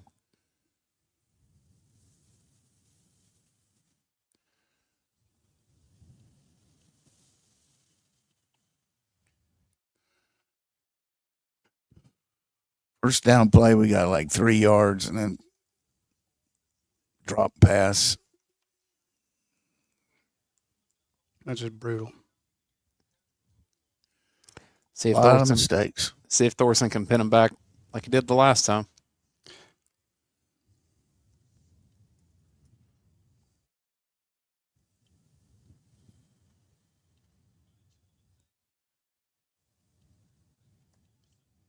Fourth punt of the first half for Georgia.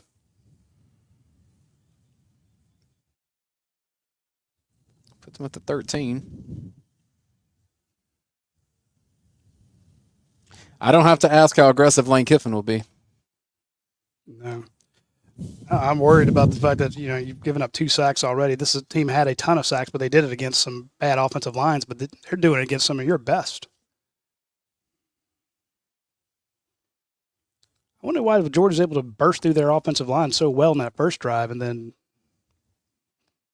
those guys bowed up. Who knows? Yeah. But right here, People in the chat were commenting that ESPN was taking a lot of commercial breaks, and after that drive, they said, bring back more commercials, please. Fair. Very fair, guys. watch a slow screen here. All right, they'll probably go into half now.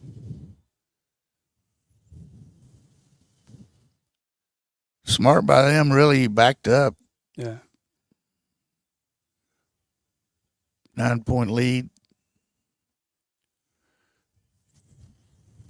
Now it's about time for them to take that shot. Can't hurt. You got to be careful not to. Yeah. Yeah, If you take a shot, let a little time run off, so Georgia can't get the ball back. that's what I'm saying. 2 timeouts. Yes.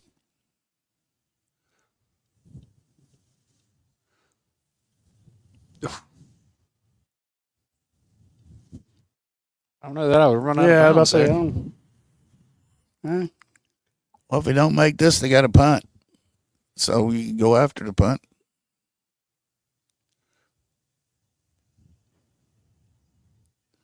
Yeah, let them snap it over the head. You almost did the last one. Yeah.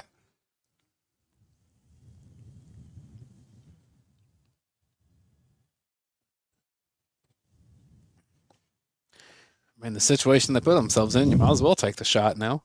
I can see Dart keeping this. Yeah. Okay. Timeout. Kirby's right there.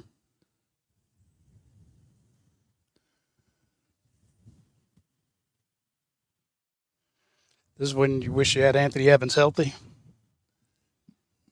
Tell you, if something wonky happens here for Ole Miss, this is going to be one of those you rethink and think that they mismanaged. I'd have to disagree with that. Only if something bad happens, right? But I mean, you're ahead 16-7. You're a 9-point lead. You're inside your 20. Why try to take any chances? Oh no, I agree. I'm saying be more conservative. That clock should have run out. You went out of bounds. I mean, I guess Georgia could have caught a timeout there. Right. Hey, I'm not saying take shots from their coach.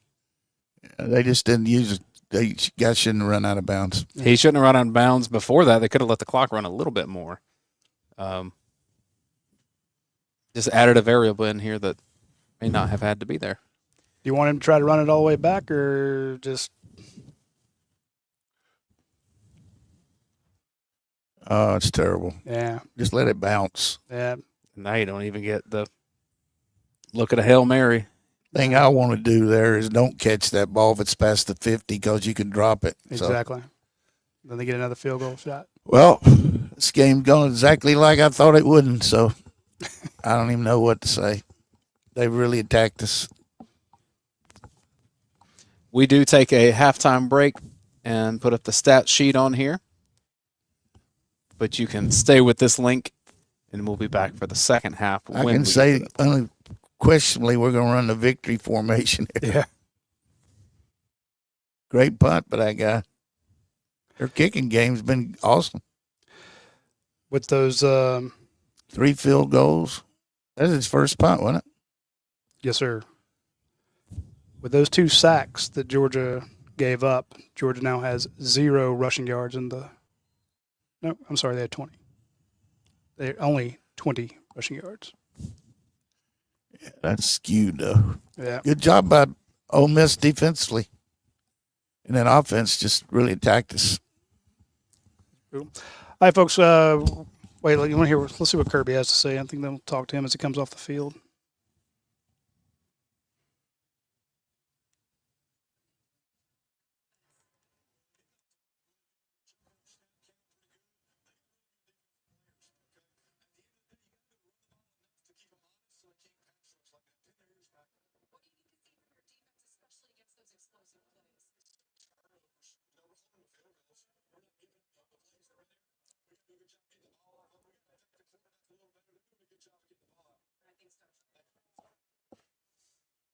Stat on there, Roddy. Georgia's held to under 100 yards in the first half for the second time under Kirby Smart. The first was Kentucky this season. Yeah, they just again, how different would it be without 2 of those drop passes, and they lining up in the backfield on a Can't play what ifs, you know. Yeah, but I'm just saying it's. In other words, a lot of coaches dead on with the stuff that they're doing, the way they're scheming, the way they're playing. But Georgia's also beating Georgia. Yeah. And that's the part that you hope that they can go into the. If you're looking for a silver lining to the second half, you know, hey guys, we can do better. What did Kirby Smart say? We can play better around Carson. Play better around Carson. Make some of those catches. You know, make a few more blocks. Don't let him get lit up. And all of a sudden, the second half could look completely different. So, all right, folks, we'll see you later. Don't forget to come back right as when the they come back to the screen, and when they come back to start the kickoff, we'll be back on.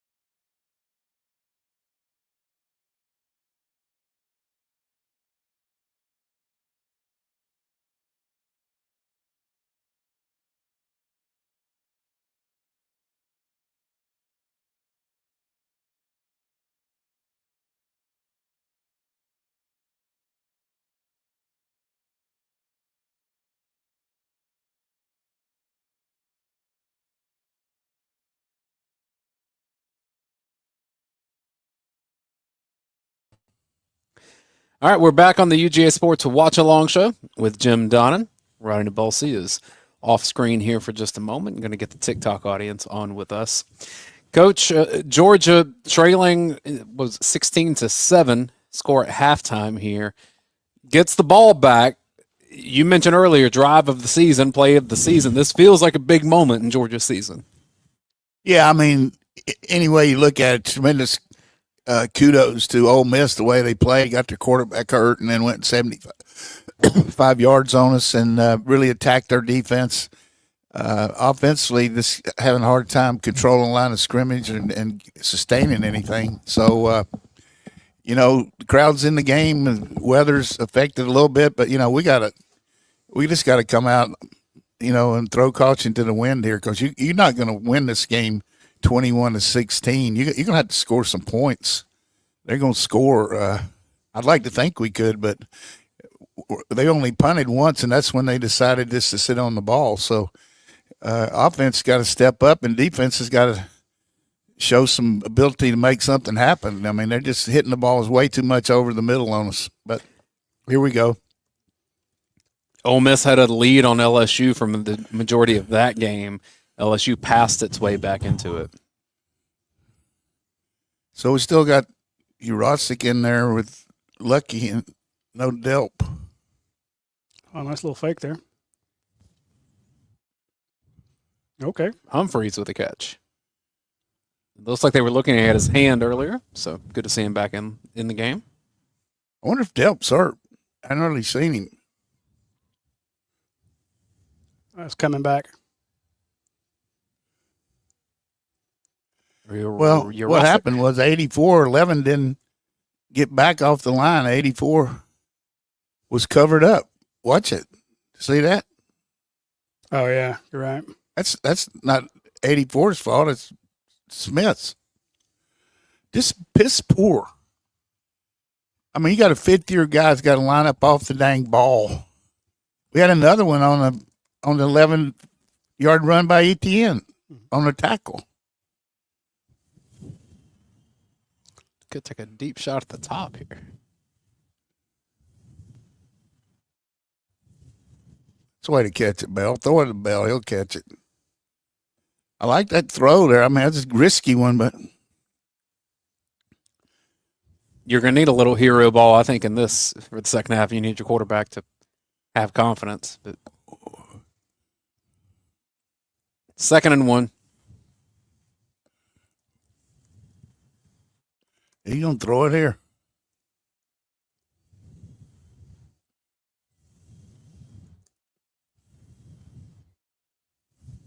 First down, Cash. That's a good start, considering where you backed yourself up right off the bat. So I'll take that. I'd like to see us go a little more tempo here. I mean, get going. Could you ask Dash or somebody if Delp's hurt? Will do.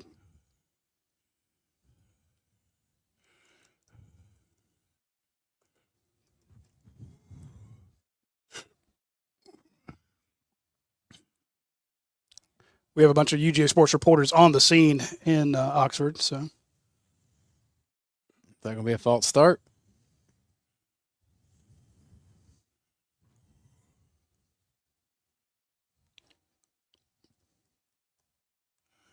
Number who? I think it's Dylan Fairchild. Yeah, even Chris 57. No, Monroe Freeling. These are things that just. So we put Truss at guard. Truss at guard and Freeling at time. Gonna have a hard time with this kind of stuff. I got something's wrong with Delp. I mean,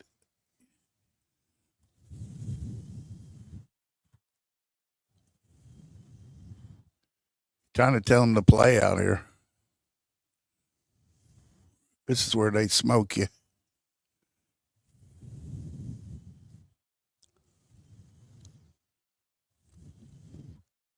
I like that.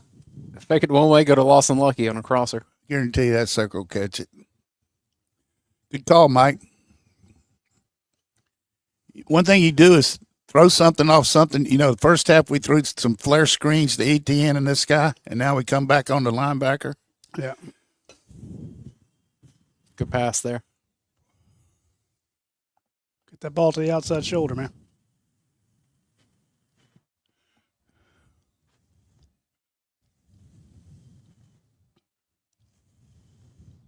Reverse. Block them. Oh, I think the Monroe. I think Monroe might have hurt himself. All of a sudden, he just pulled up like something snapped. I tell you, this guy can make things happen, can't he? He absolutely can. I just tweeted feed Bell.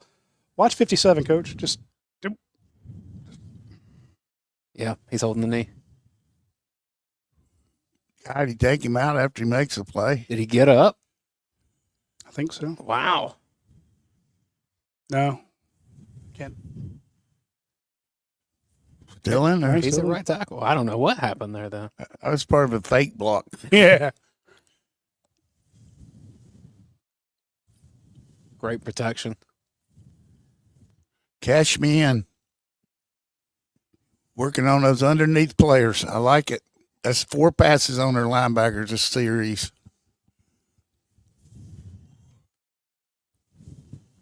Almost feel like he's a little short. Well, he was on the run. He had to, Oh yeah, that's a good point. See that? That's hard to do. I forgot that he rolled to his right. Still, I mean. No, I just saying. I was like, man, I love the fact that he's running on that route there. Who would have told you 5 minutes ago we would have looked like this? With 2 penalties on that drive. This is play action pass.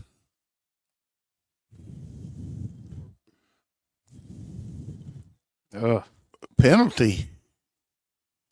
I think you're Throwing going to that Urosic. God, where's Lucky? I like Urosic, but Lucky money, man.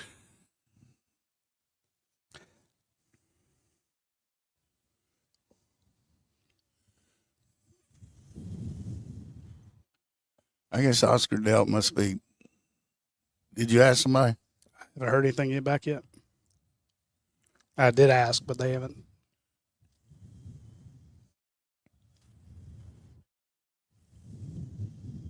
Great run. 3rd and goal at the 5. Is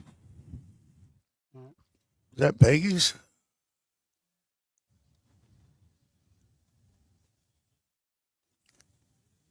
It is. It is Piggy. How you pronounce it? JJ Pegues.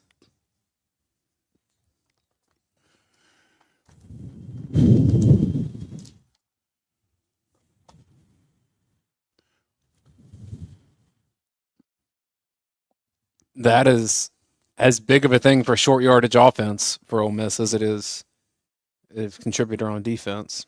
Yeah, I mean, he converted for him earlier, so. All right. Some people are saying, is it a fake injury? And the way he was wincing, he's a pretty good actor if it is. Well, after you've already been told that everything's fake, and that they fake a lot of injuries and stuff like that, you got to sell it more. You can't do that thing where they're pushing the guy back out on the field and he falls down. You got the signal before the play. Hey, whatever happens here, you're going down. So you go down. You sell it a little bit more. You bring over the theater professors and the acting kids, and hey, we need to teach these guys a little bit about hey, spring musical kids, y'all come over here and teach these guys how to act a little bit. So if he gets another snap on offense, I'll agree that it was a fake injury. Well, if you would, Back and show where it happened. Did he fall down because he was hit? I would like for them to show that Monroe Freeling thing again. That's just a weird. I think his knee might have popped. It doesn't quite go back forward. And he bounced on it a little bit, but that was. I mean, every time we run a play to Bell, something happens. He's an absolute baller, especially on those 50-50 balls. He's just. Well, he caught that one on 1st and 15. Mm-hmm. Then he ran in reverse and.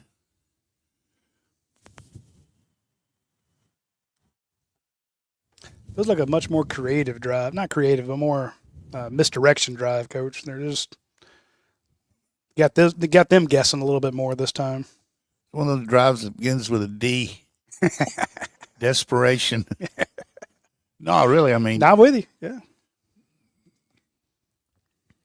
Good for Beck's confidence. Yeah. I tell you, Cash Jones is a player. Cash, Lucky, Dylan Bell. And then you got area and touched the ball. Yeah, there's a little couldn't quite get to it. I think that was the only time he's been targeted, right? Right. He was had to slide towards it, but he also slipped a couple times. Touchdown here is would be huge compared to a field goal. Pronounce that for me again. Pegues. JJ Pegues. See, I think they just said Peggy without the S. Oh, he got hit in the head. Definitely got hit. Concussion protocol.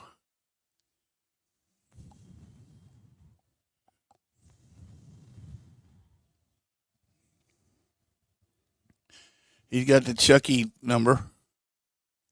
What was his last name? The guy he named that 38 under? Was it Mullins? Yeah. Chucky Mullins, yeah. Yeah, thank you. I was like, that just doesn't sound right. But I don't. Mike going to throw the ball to Bell out there. Come on, Cash. Moved him to the other side. They were ready for that. Yeah, where?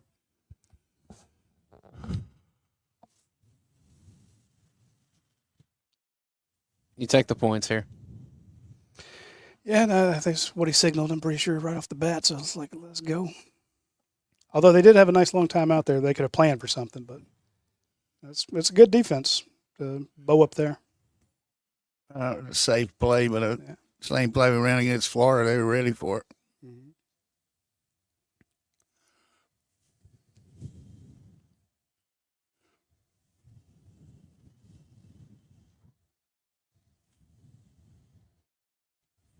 Up and good. They had the squirrel on the screen. Well, And now you're down one score. Defense gets a turnover. Hey, let's just have the defense score, Coach. Wouldn't that be easier? take it.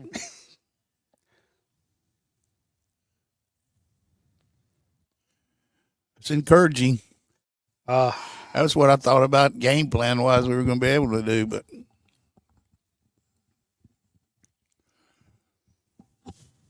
Pegues doesn't act like he's ready to come back right away. So if they're selling it, Dayne, they're if selling they're giving it really the same thing they gave Dart when they come running out. Give him one of those. Halftime South Carolina 7, Vandy 0.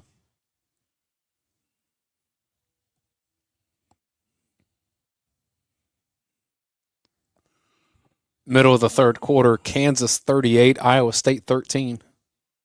Foldo. They're undefeated 2 weeks ago. What's the Colorado Texas Tech score? Halftime, Texas Tech 13, Colorado 10. Kick it out of the end zone, Big Daddy. Army's in a battle up 7-3 late in the third at North Texas. Is it raining still? It didn't look like it earlier, but now. The forecast I saw said 80 to 90% chance of rain in Oxford until 9 o'clock. But see, there you can see this really just coming down. But That was before he got hurt. that's what I'm saying. Sometimes when the light changes, I think it can be harder to tell. Yeah, but when we saw that close up of Humphreys, he didn't look like he was getting poured All on. these underneath routes.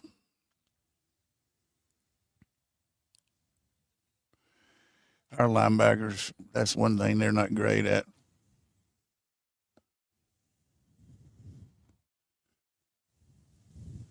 Yep, they're bringing another linebacker who's going to go. Say their running back picked up a good block there on C.J. Allen.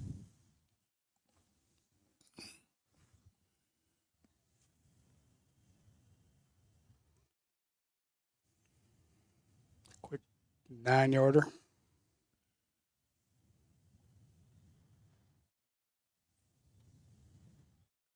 Oh, I thought the same thing.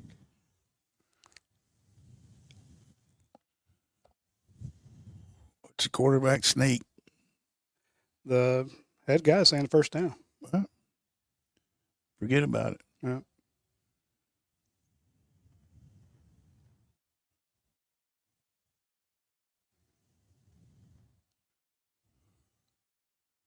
I got all day. Yep. On Janelle Aguero. Jeez. They know where they're going with it. They work in their backers in the star crossing routes. 19. I wonder how many he's caught.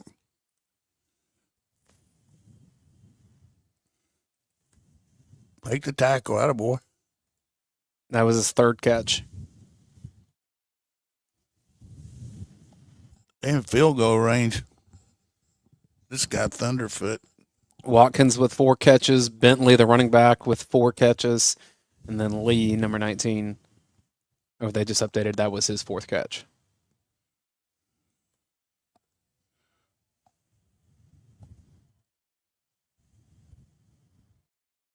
Watch 8 coming underneath.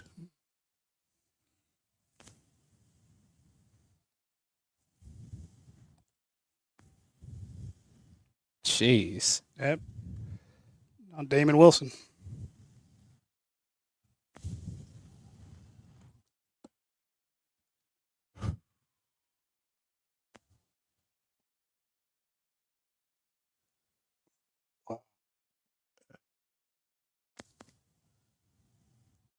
I've never seen our pass defenses look this far out of kilter view.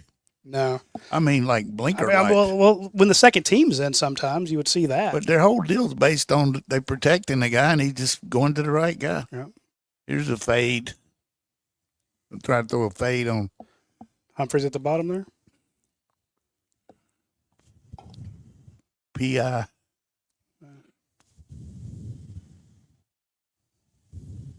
Reverse. Looked like he was thinking about throwing it. Yeah, it looked like he was going to throw it to Dart, didn't he?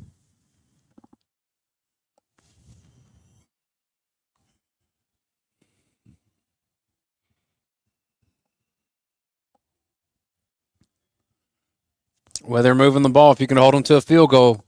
Was 11 the second team quarterback? No, that was 13. Even if you hold him to a field goal, he played 9 minutes in the same score the second half. Be lucky to get that. Turnover, tip pass, please. What a catch. Touchdown. What a throw and a catch. Tell you, Dart is playing so much better than he has any time previously. Well, last week and this week, he's on fire. Yeah. They go for 2 here, probably.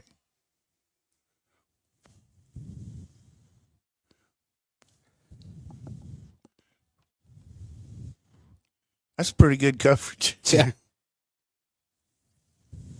I can't get on the defense for that. I mean, it's good. They're going for 2.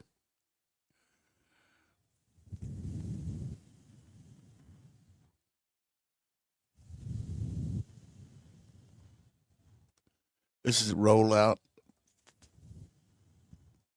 Try to hit the guy in the flat. They slipped.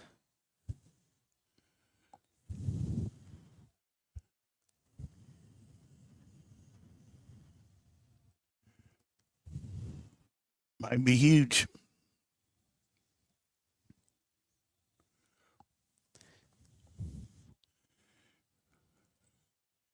I don't know what at the end what Burton was what Ford was doing there.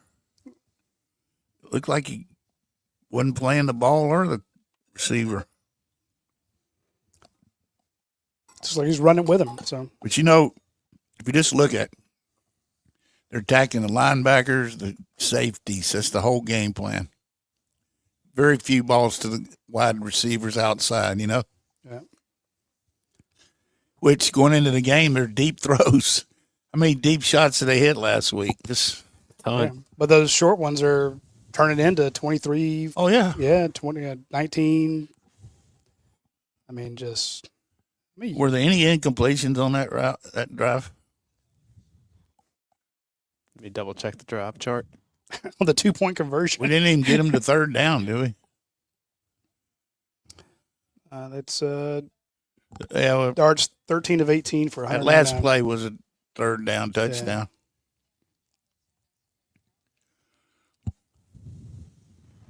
So 8 plays, 75 yards, 3 minutes and 34 seconds. If you want to numb the what you're seeing there, go ahead and grab one of those flights. We're going to give away another one of the flight packs here, the little gift bags, if you will. But when you're celebrating and when you're frustrated, you can go ahead and grab a Yingling, a flight by Yingling. They're 2.6 carbs, so if you're on an Atkins or low carb diet, you can actually have beer again.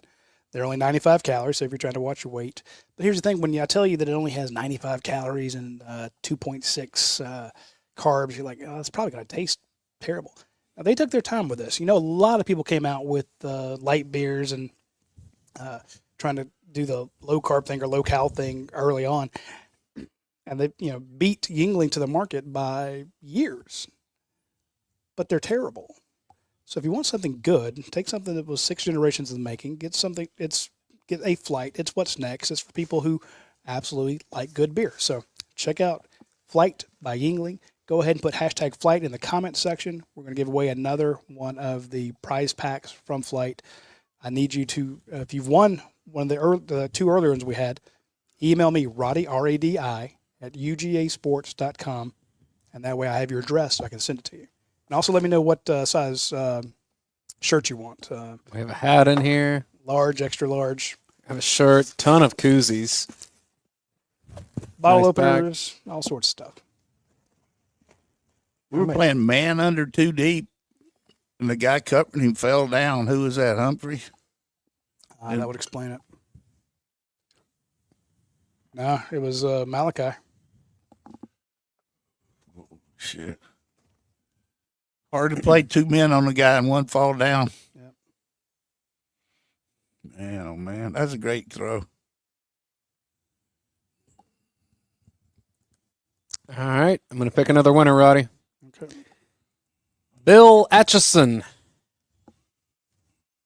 You've won a Yingling prize pack. Email Roddy at UGAsports.com. We missed that one. What a bounce. Did he go in the end zone? I think it did. Can't see.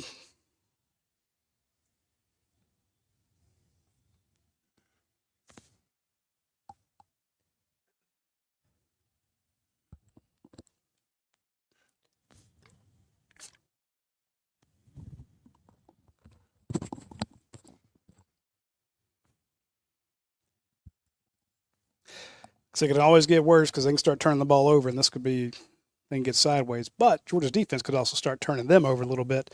Well, one thing Kirby Smart said when he was coming off the field was, we got to stop them. We got to get a turnover. So He's talked about resilience all year with Georgia. Got to show here.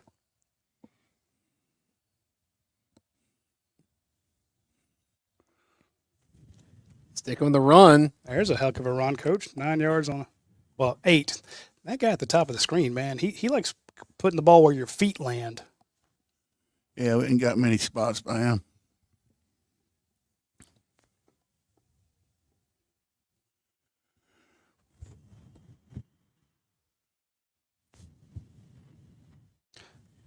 Nate Frazier running angry there.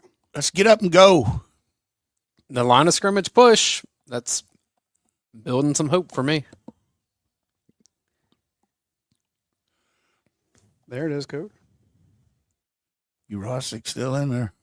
Got lucky. That's a way to catch the ball, Urosic. I guess Delp's hurt. There's no way he can not even be in there at all. There comes Delp. I was actually about to type, where is Delp? Into the comment section. So Seriously, hasn't played much. he is not. Yeah. We saw him and Lawson come in together early on, but that was about it.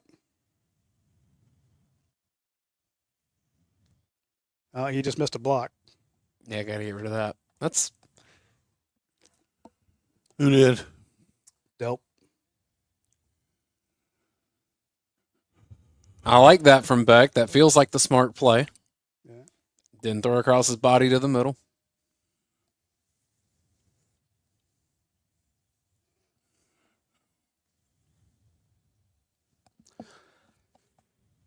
All right, 3rd and 3. It is raining, Coach. You can see it there in that close-up. Double. Oh, wow.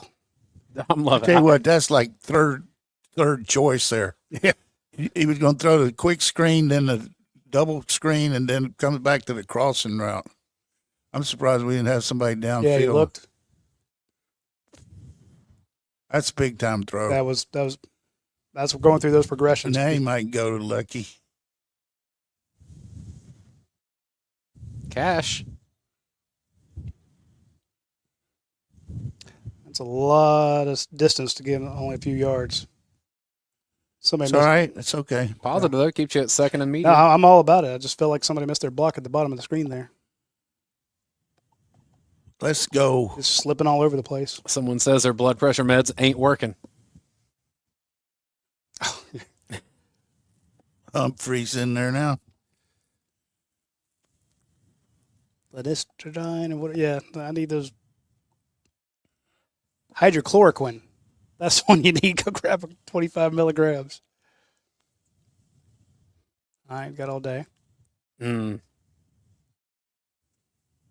fumbled. There it is. Mm-hmm. That play there didn't look good from the start.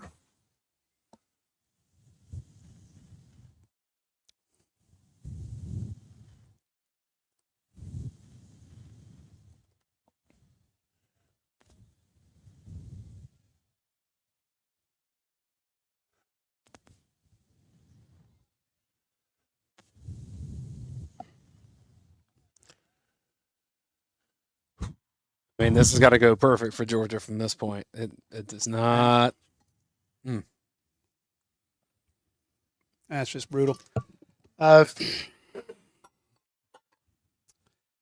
only good turnover is one that Georgia gets, or if you take your vehicle over to Athens Ford and trade it in. Now, one of the cool things that they'll do at Athens Ford is you can take your vehicle to them. Actually, you can do this online first. You can go in and say, hey, look, I've got a 2020 Toyota Camry with this number of miles. Here's the VIN number. Here's the package, and here's the mileage, and they will give you an estimate as of what your trade-in value would be, or they'll just buy it outright. You take it up to Athens Ford, they check it out, and if it is as you say it was, you can either trade it in right there, or they'll cut you a check. So, don't go to the trouble of trying to sell a vehicle on Facebook Marketplace. There's too many crazies out there. I don't know if Craigslist still a thing. I'm not even sure. You don't do it in the paper like you used to. So take it to Athens Ford. They will buy it from you, or at least you get a great idea of what it's worth. So if you want to turn over your current car into something new, something better, something more updated, something with more safety features, better gas mileage, you want to go from you want to get a electric vehicle or a Flex or something like that, reach out to our friends at Athens Ford. They'll give you I think it's the Kelly Blue Book value on it, but they have you can actually see exactly what you would get on your trade-in. Good information to know when you're going in and you say, hey, here's I'm looking at these other vehicles. How much is my trade-in worth? Now you know what at least in the ballpark of what you're going to get. And you can't tell them that it's, got 19,000 miles and it has 119,000 miles. Just, they're not here to gouge you. They know that they can turn around and sell it, and if it's in great condition, they'll find a happy home for it. So check out our friends at Athens Ford. You'll be glad you did so.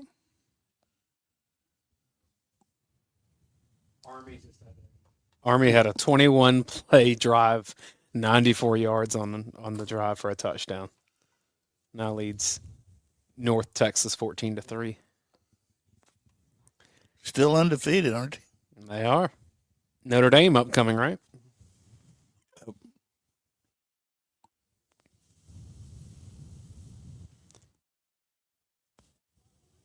It's just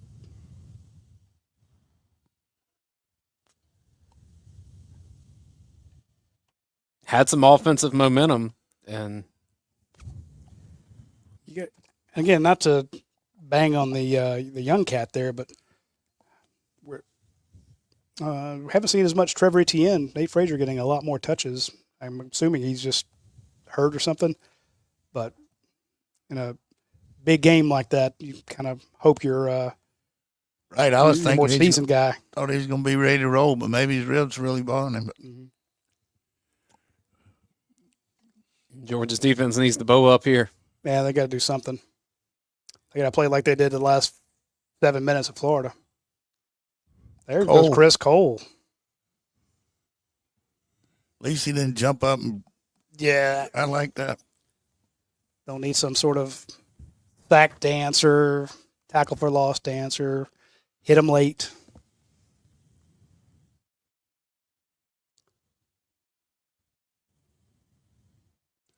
Shit, he's out here on the tight end, man to man. They're going to throw it to 8. Yep. We're too deep, though. Gotta think KJ Bolden's going to break that way. He broke the other way. Dart's going to keep it. Nobody there. Playing man under with no spy. God knows. What are you doing, defense? Smart quarterback. Asking for a dry ball. Did you see that? Yeah. He knew we were man under because 18 went out wide. We weren't in nickel defense, so. Just caught you with a bad call there. 2nd and 12, get 20.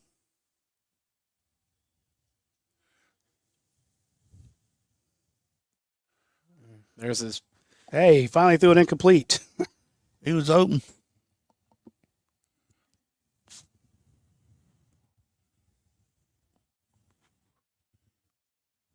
Come on. 44 playing. Oh. Brinson in for him. Blindside sack. Something, strip and peel it.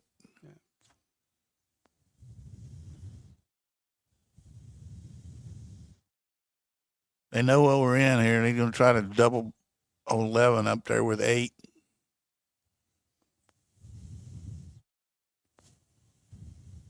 Oh, was that tipped? It was tipped. I almost think the Starks might have. I don't think he exactly saw it. 11 ended up going after the quarterback. That's Jalen Walker's job is to get to him. Right here, slot receiver. Somebody's got to cover him. Yeah. Got Starks on 19. See if we try to throw it over the middle on it. We're due for a sack.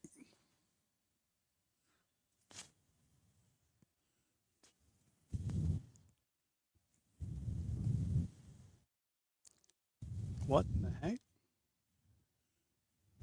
Brought pressure, got the tip. Oh, you could have caught it, Jalen. Oh, my goodness. Did they switch into that blitz? Or just the. Well, he showed one and went to another. Yeah. Best pressure of the day.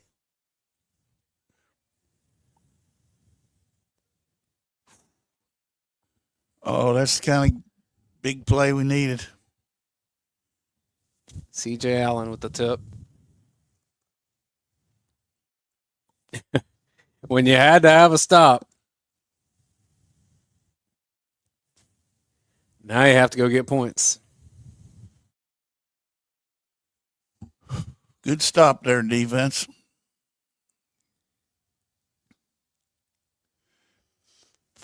Well, no points on the turnover, so you knew there was going to be one. Trevor Etienne's going to come back into the game.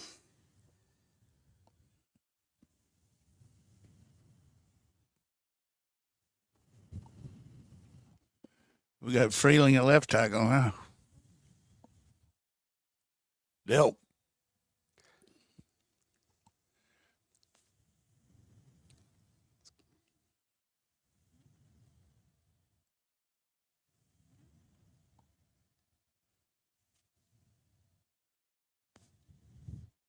Make him miss you. Oh, he slipped again. Well, he got hit and couldn't get his footing back under him. He hadn't got his foot under all night. what I'm He's saying. got those spats on his shoes. He got tape over his cleats, it looks like. We just hadn't made a one-on-one play tonight, have we? Or just No. one good play by Cash, but There were a couple when they first started the game, on the defense, beating a guard, but I haven't seen offensively a guy just take it to him. Right back to him. God, make it first, please. I like that, though. These guys are going to crash like a big dog right here. Lucky out Urosic in. Yeah, because on third and short, you need Urosic. McGee's back in the game.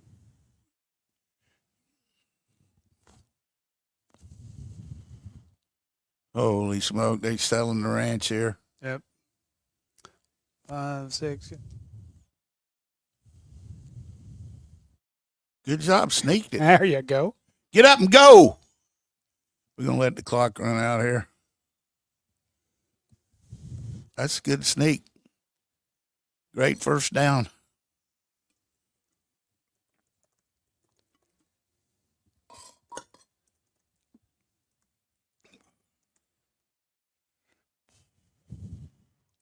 Trying to draw him offside in the quarter. That's smart. We'll go to the fourth. Need 2 scores here, boys. Coach, give me your thoughts on a lot of the stuff coming, a lot of the screens and plays, the throws behind the line of scrimmage. I think just because the protection's kind of getting a little shaky is why he's doing it, maybe. The only reason I can think. We're not getting any separation down the field either. I mean, these guys are playing us tight. So, but he's hit a couple over the middle. He hit the one to Bell and one that's crossing right to. I love it, but we really had a decent quarter there, but that long march by them was just a killer.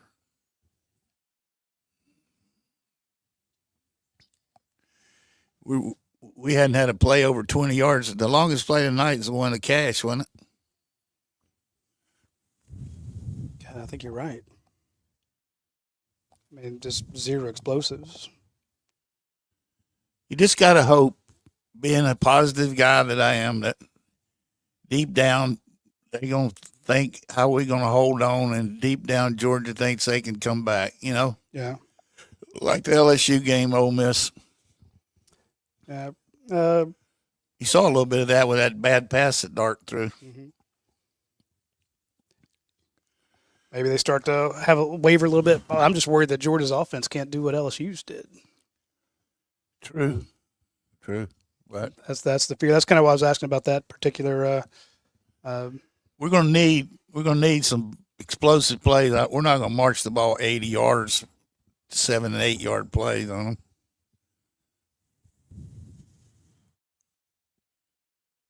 And don't forget that reverse.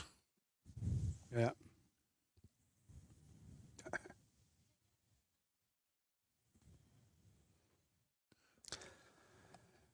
Big picture, Coach. If Georgia, you're down 12 going into the fourth quarter. Your offense has scored 10. Looked better last here a bit, but a couple drives, but not exactly killing it. What if Georgia doesn't pull this one out? What does it mean? Well, you got Tennessee going to be ranked in top 5 in the country probably next week coming in here. So you got to come in and win the game, night game, where you got all those wins. But I just think, as bad as everything's been in this game, you still got a chance because of the MO of Ole Miss losing and not beating the top team, even though they've badly outplayed us. And we're due for something good to happen, but maybe realistically we're not, Yeah. We haven't played, like I said, first half was the worst we've had. Defense looked good pressuring them then. Except for the one run on 2 men. Let's see what Kirby says.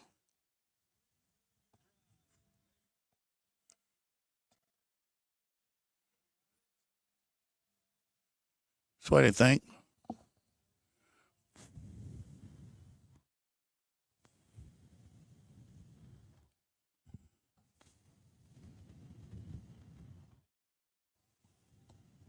That place can get raucous, but it's not as big of a stadium as a lot of places that Yeah, it's Georgia about plays. 60,000 or something.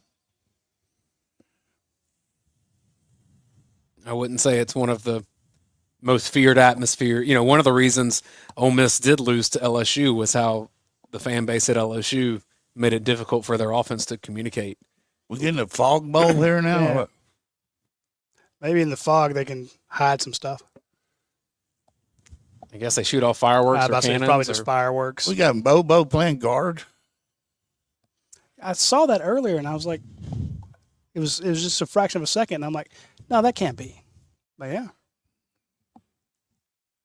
I wonder if Micah is dinged up. Yeah, he hadn't even played at all tonight.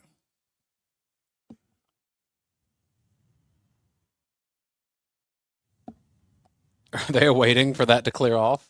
Would they have fireworks? probably. If I'm Kirby Smart, I'm like, yeah, you get them. Although some of the guys who were there say it's a fog. Ask for a delay game, Kirby. Yeah, wait, no. Jed May says, meanwhile, we're delayed for a few minutes to wait for the smoke to clear from the between quarter fireworks.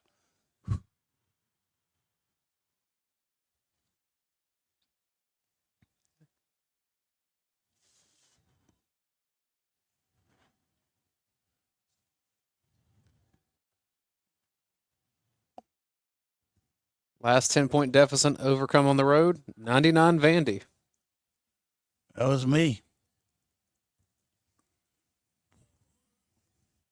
That's when they faked a punt on us. There you go, Nate.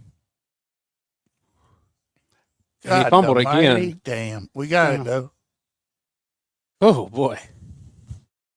Good job, Wilson. He can't play him anymore. 2 fumbles. That's it. That's when Randy McMichael told me, hey, that stupid SOB just faked a punt, coach, on the 20-yard line. We came back and beat Vandy.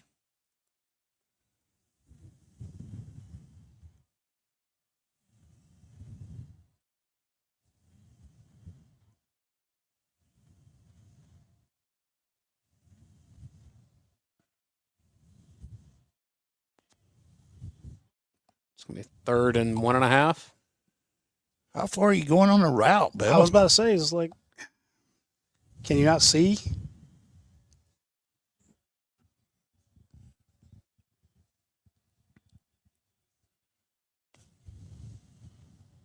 Would you sneak it again? I don't think so. Not from the shotgun, for sure. Snap it while they're not ready.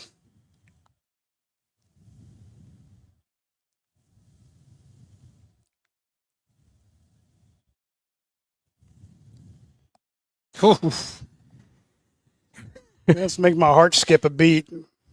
That was a great run.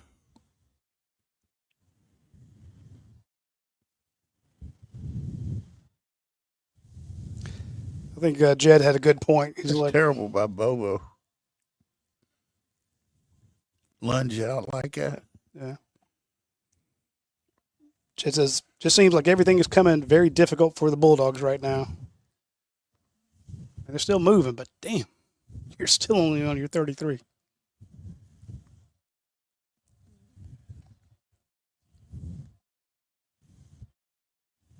You ought to be able to hit it. Yeah. It's way back. You can be a little methodical. You just got to make sure you score the touchdown. I like that decision there. Yep. The only thing I don't like is how long we're waiting to snap the ball. These guys can't get lined up if we go fast. That's what. Yeah, when on that 3rd and 1, they're standing around talking. The line judge has cleared it out. Snap the ball, come under center, just go. He's gonna run play action here.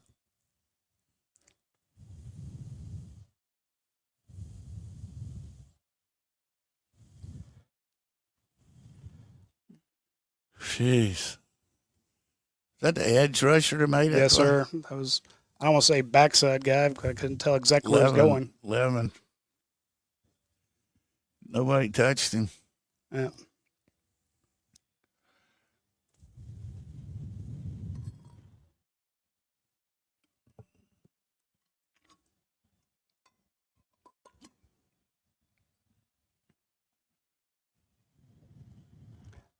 I mean, not to freak out, but you got to score a couple times at least. They're going to get the ball, and you only got 11 minutes.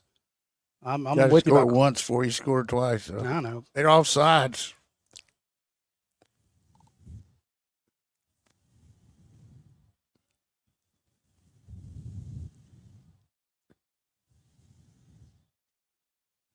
Oh, it's going to be a penalty on the end. Yeah.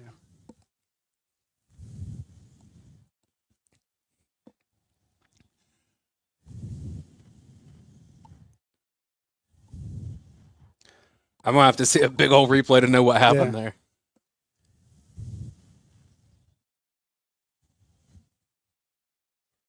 Wow.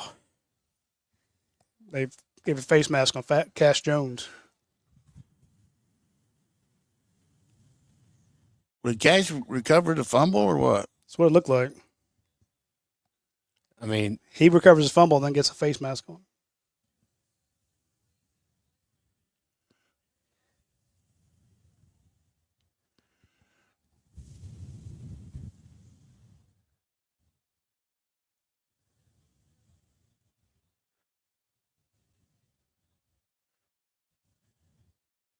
Good God. Yeah. We can't drop back pass against these guys. They're just really rushing. They're a lot better than I thought they were.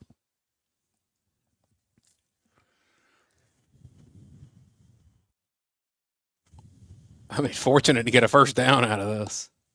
Fortunate to have the ball. Yeah. Just a lifeline given to Georgia there. Well, 55 recovered a fumble on Frazier on this drive too.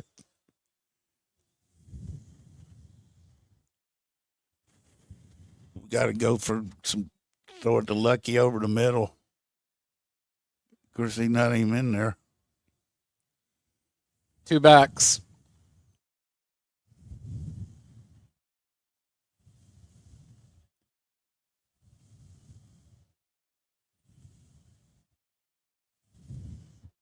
Got him again. It's killing Green. I just don't think he got time to do anything but throw it underneath. Yeah. That wasn't Green. That was Delp. God, that's pitiful.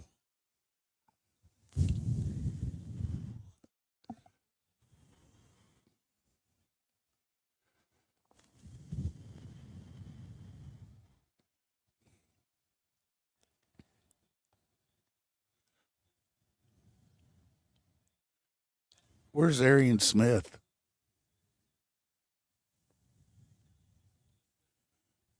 that going to be a false start? 5 minutes we've had the ball. We're not even over to 50. Clapping at the snap.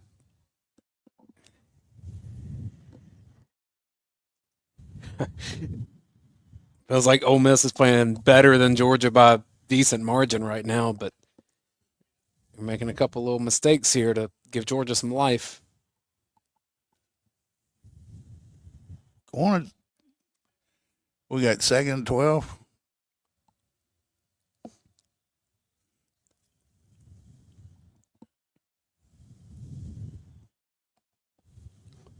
That was crazy considering how well they pass blocked most of the year. But these guys are just getting to him. Oh, man.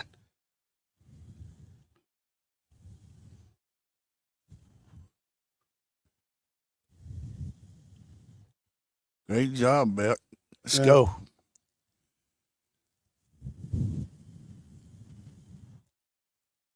Call a play.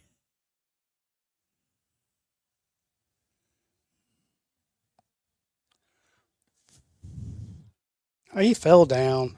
Stupid announcer. Got Freeling and Bobo in there, Truss and Ratledge on the sideline.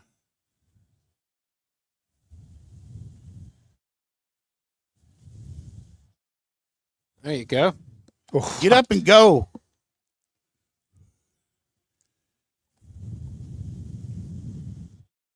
God, he catch the ball and you take him out of the game. I wonder if he fell on the ball and asked to come out. Because he was a little slow to get up. But he looks fine. 74 out. I mean, it almost feels like you remember how you used to run in plays? You had your wide receiver, whoever. It's like you go tell them to play in the huddle. And It's a 7-minute drive here. We've had it since the quarter started. Truss is back in. You're going to try to play action pass there.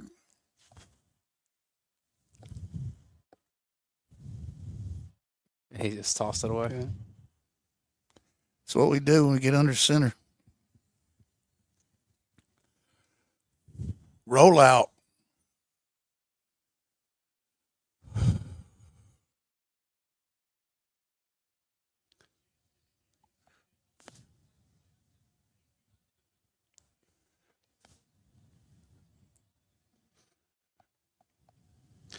Coley, I can beat him. I got him, Coley.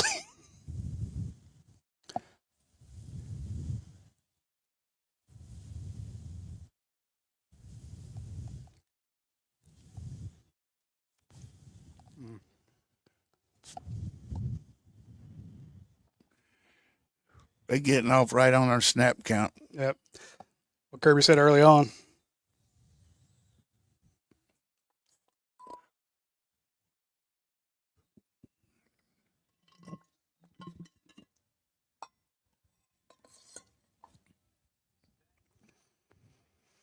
You want to check and see if Jeff Dean can sue Ole Miss for fake injuries? There's got to be some sort of fraud. Notice how two guys went down? Then when one Nolan sees the other guys laying down, he's like, "Oh no, I'm okay. I'm okay." See if there's an additional penalty for that face mask. Extend it a little further. Yeah, that's ridiculous. Coach, a lot of people in the chat are wondering why Georgia's allowing so much time to run off. I don't know. I'm saying the same thing. I guess they're just trying to get the best play, worried about protection. Yeah, that has a lot to do with when you can't stop these guys. They're just chewing up your offensive line. I mean, it may be as simple as what Coach said, Rowdy, of got to score once before you score twice. Yeah. So, yeah, but you got to score two. So I get it.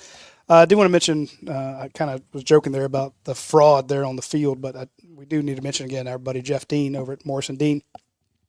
Fantastic lawyers in the Dalton area. They are licensed in the state of Georgia. If you have a situation where you feel like you've been aggrieved, I know a lot of people saw that video of the people that swooped in front of a car, then slammed on their brakes and backed up and pretended to be hit. It's kind of swoop and squat. And when that didn't work, they backed into. Luckily, the folks who were driving the car that was hit had a dash cam, and were never charged with following too close or anything like that. If someone's trying to take advantage of you or they try to harm you in any way, reach out to Jeff Dean at Morrison Dean. They're, like I said, anywhere in the state of Georgia. We talk about them being up in Dalton, so you know that they're that area, but they've tried. They've been in court cases all over the state, and when you call them, you'll actually speak to the lawyer. If you see some of these people on a giant web billboard or something, that's not the person you're going to talk to. You're going to get to somebody else in their office, and they're not excited about going to court. They will try to settle, because they just see you as a number. Jeff Dean will go to court and get in front of a jury and explain what's going on.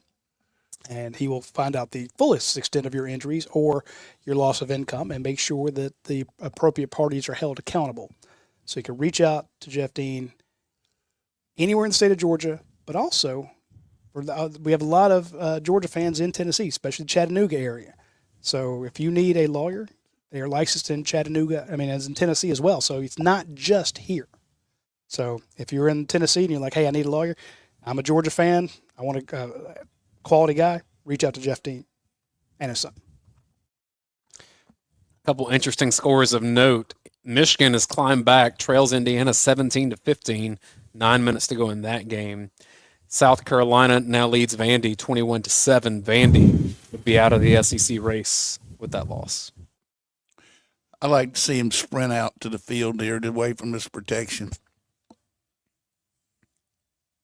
Not going to do it, though.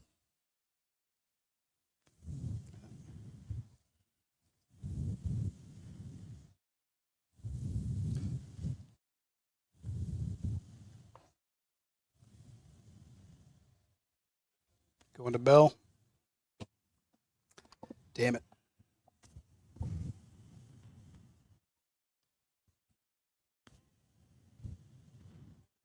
All right.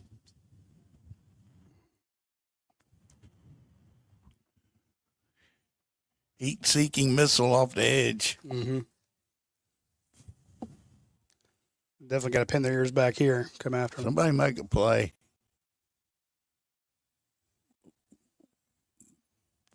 Here's your season. Up. Tipped. Intercepted. Was it tipped? Yes, sir. He had him. Looked like he was open, wasn't It did. Looked like he was open.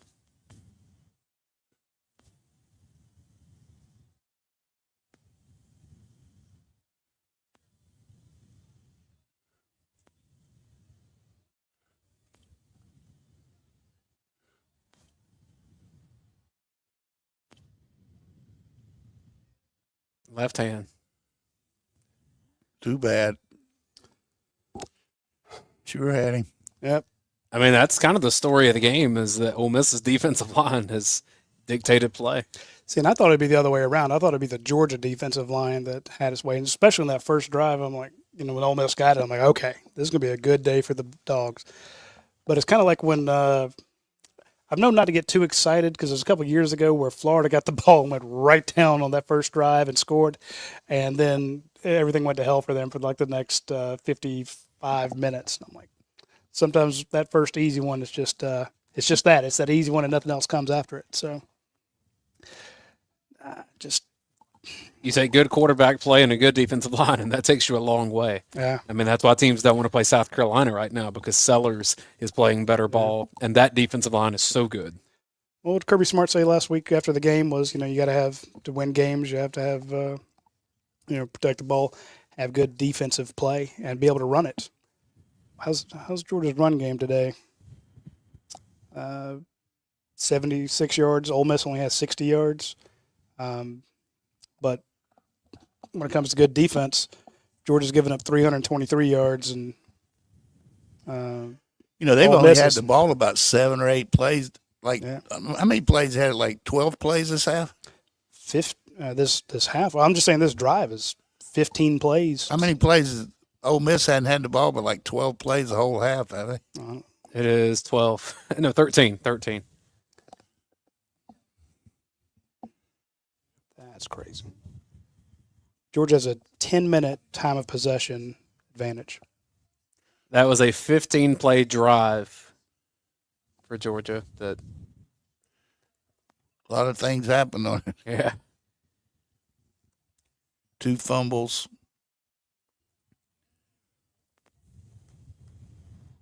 I like the way Beck competed on that drive, trying to make first downs with his legs. And, he stepped up in there. The ball just.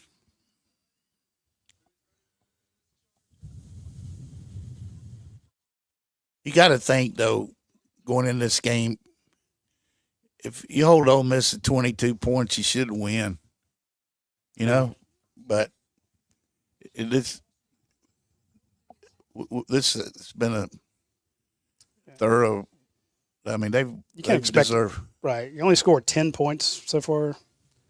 That's just 7 of them were on an easy turnover. Yeah.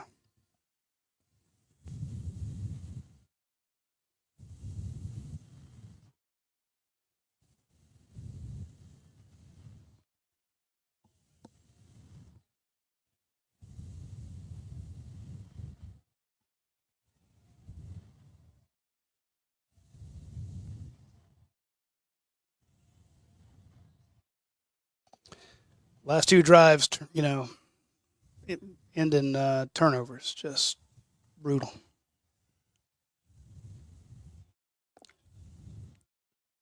Get the ball back here. Mm-hmm.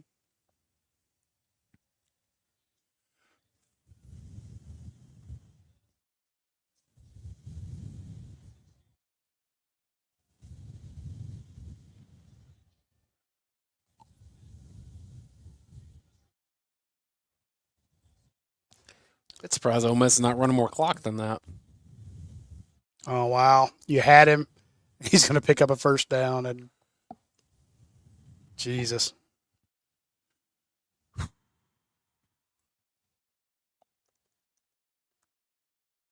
Pretty good play there, Dart.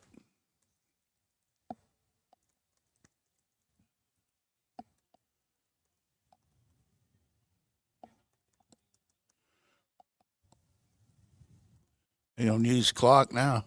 Yep. They just snapped it with 20 seconds left in that previous play. Smart, though, because everyone's thinking they're going to run it down, so you catch them unawares. Ran it down there. Finally. Sure, their fans are like, why not run the ball?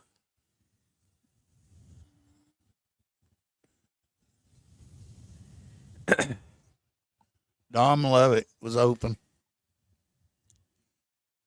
Smart play with that D lineman, though. He was double teaming. He just stood at the line, didn't he? Mm-hmm.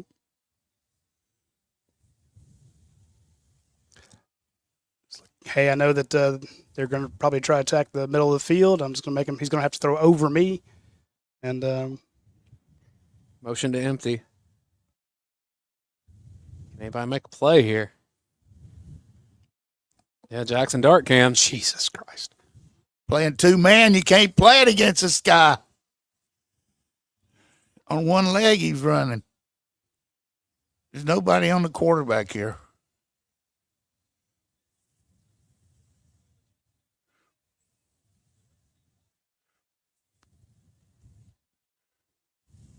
Well, 5 should have been. I say.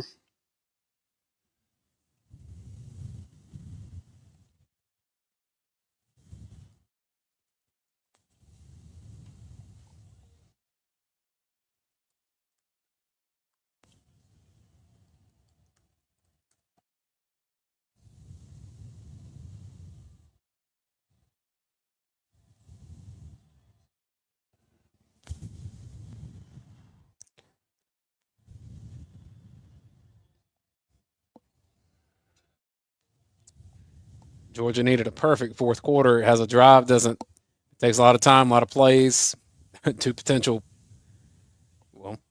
turnovers, and then the actual turnover. And now the defense can't get a stop. I mean, it's complete. The offense definitely should have done something, but your defense didn't help them a whole lot. Except with that interception right off the bat.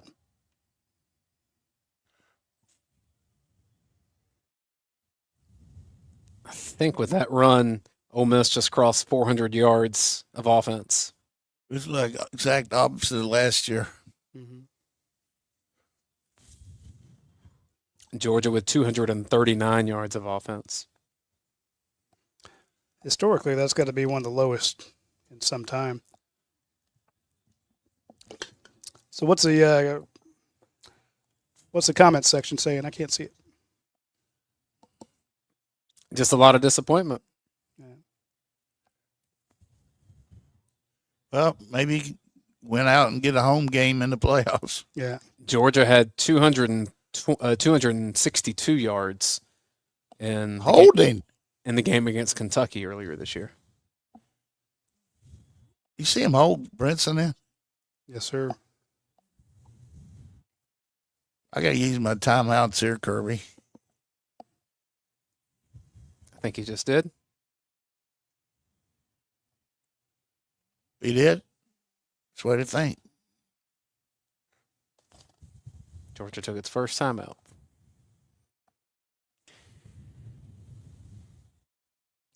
So, barring a miracle, Georgia will go to 7-2 5-2 in the league, and you start looking at conference. I mean, next week is Georgia's last conference game. Right? So Georgia wins that, it will be 6-2 in the conference.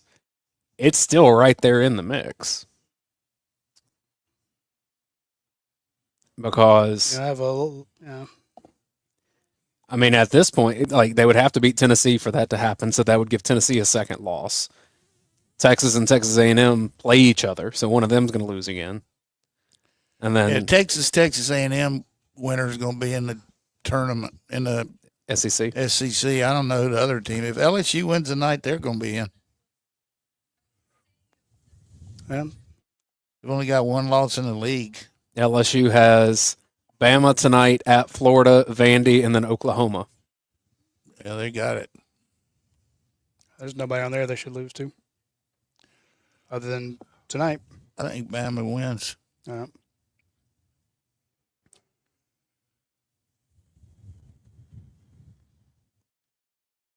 Tennessee has at Vandy at the end of the year.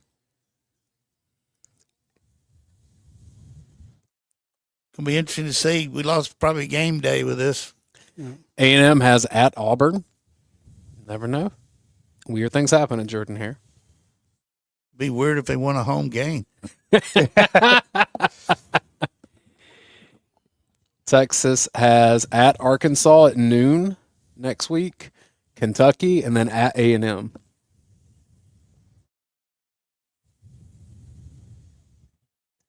And then Ole Miss with the 2 losses and a tiebreaker over Georgia at Florida and Mississippi State. But those tiebreakers are going to get funky. Yeah, it's going to get super LSU's weird. the one that's going to win tonight, and they're in. But if they don't, then they got 2, right? Yep. So I would think this would end up being LSU Texas for the SEC. I'm picking Bama tonight, but I've been wrong all day. So, I'm high on LSU this year, and last time I was, they couldn't stop a running quarterback for a whole half. This is bad of prognostications I've ever had tonight. It's all my fault. Or it's bad call. I was about to say there's some missed blocks. I tell you, I thought we would protect better. I thought we'd rush the quarterback better. I don't know what was going on with ETN. And then I don't understand what. If we'd have done anything in the second quarter like we did the third and the first and fourth quarter on offense, we didn't even threaten them, did we? No, those drives in the second quarter were god awful.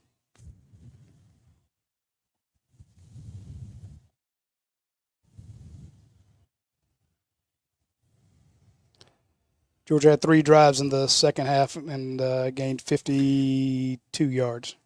Second quarter, you mean? Second quarter, excuse me. Super chat from KC says, Roddy, if y'all hand out helmet stickers tonight. We can give them all to Ole Miss.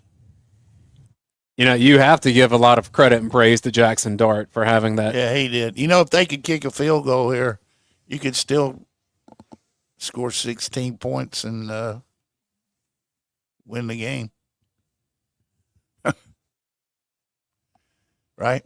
You're correct. So Georgia's be a miracle, but God. I mean, here's the thing that drives you crazy, Coach. You had 3 drives in this half. You got 70 yards, 46 yards, and then you fumbled it, and 66 yards before you turned it over on downs. You were moving in the although there were 2 potential fumbles that you jumped back on. And remember, Kentucky beat these guys in Oxford. 2 of your longest 3 drives resulted in a fumble and a turnover. That's just frustrating. But they want this one after last year. They need this. All right. Rip it out. Way to try timeout. I mean, this would definitely be the signature win for Lane Kiffin and Ole Miss. Yeah. He hasn't been a top 5 team in his career, but I mean, I thought he had 1. Was he like 1-5 or is he 0-5? I don't think he has one. He's won in the top 15, but not. Okay. That's probably what I was thinking of. I tell you, it's a well-coached team tonight. They had a good plan, a really good plan. First half offense was just away from their tendencies. I mean, I was really impressed with the way they attacked the middle of the field. MG says Georgia would have 0 touchdowns if not for Dan Jackson's interception. Yeah. Well, by that same token, if the guy hadn't knocked the ball, tipped the ball, then. Although they say that drive ended on downs, but didn't it drive on a interception? Yeah. You can. I don't know. Go to the get psychoanalyzed on this game. Yeah.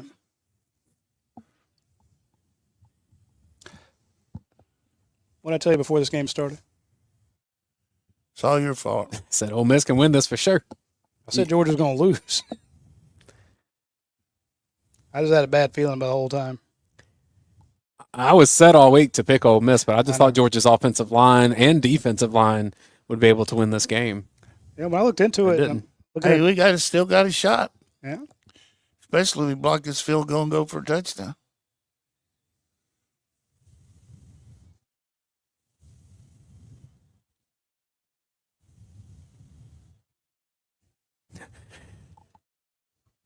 Haven't seen Georgia need an onside kick in a long time, so I know they practice it, but I just haven't had to see it executed. Knowing Lane, he'll fake this field goal.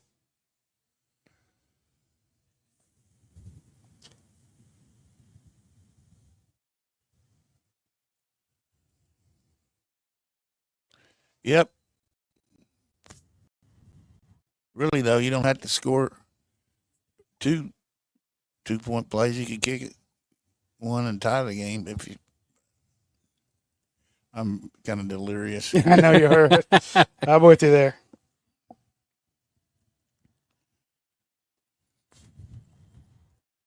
Bad snap.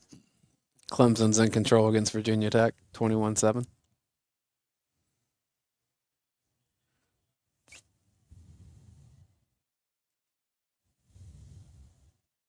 Nope.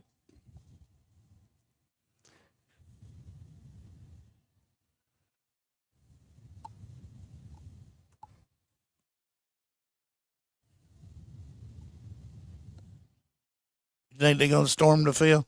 Yes, sir. And I was just looking at, told the fans are moving that way.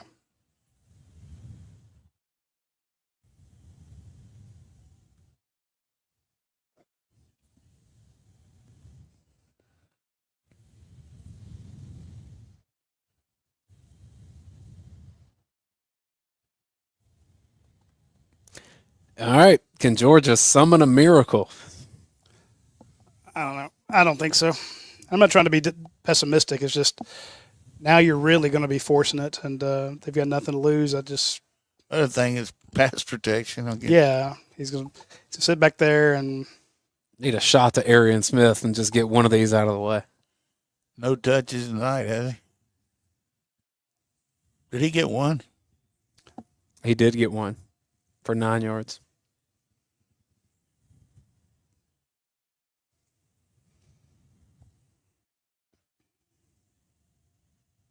he had one carry for 0 yards. Carson Beck, 18 of 27, 163 yards, then an interception. Jackson Dart, 13 of 22, 199 yards. If you told me that he was injured, Jackson Dart was injured, and he only threw for 199 yards with a TD and one interception, I would say Georgia wins by 14. He's run for 50 yards, too. Georgia ran for 76 yards in this game. That might have been a touchdown there. Yeah. I think the running is hard to gauge with the lost yardage plays. It is. That's Well, even if you go positive yardage.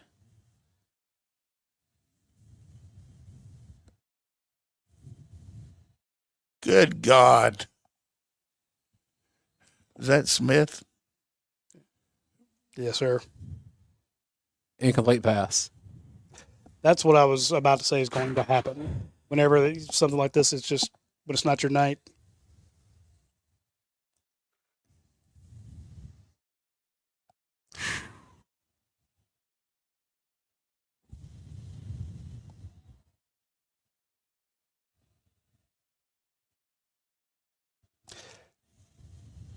Has Ole Miss dropped a ball?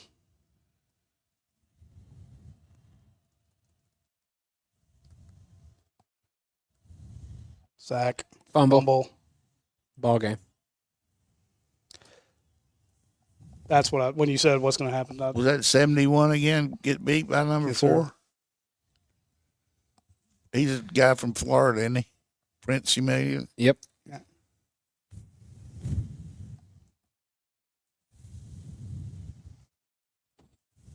Ernest Green. How much has he regressed this year? I don't know. He didn't even hardly touch the guy there. He's just been getting killed all year. I tell you, Tennessee's better than them up front. Close to it. Yeah. Whereas Tennessee can run the ball offensively too. So if they're better on that side. They're going for the throat here.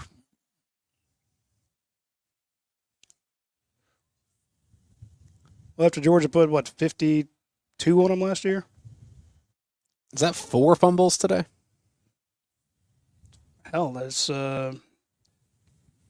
It's showing feels like more 3. than that. Beck, Frazier again.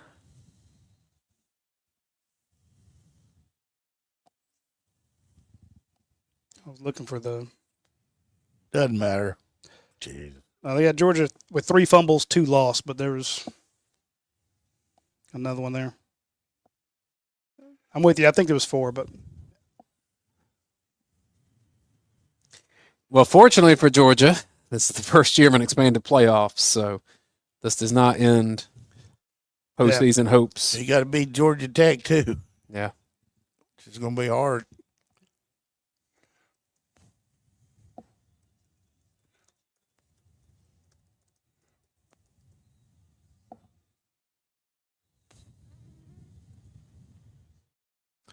all right, where do you think Georgia winds up being ranked after this?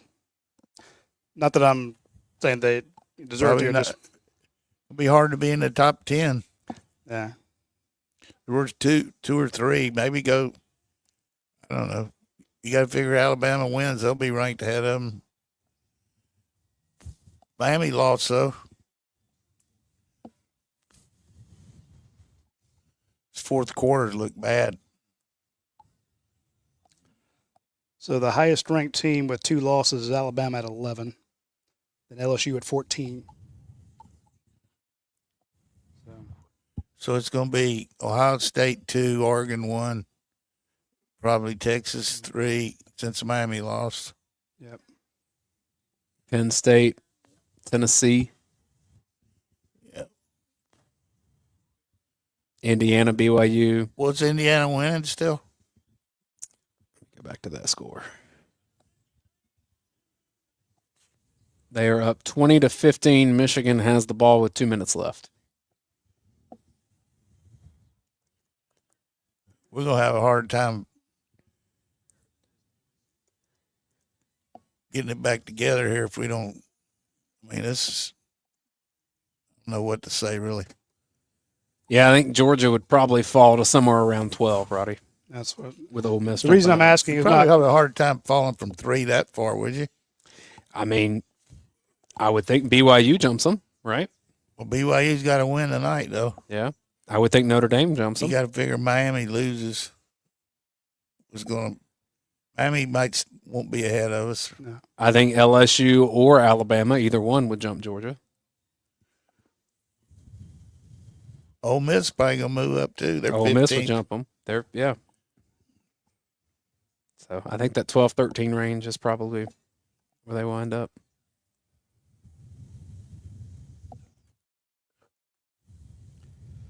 We will have a post-game overreaction show on this same on this same channel.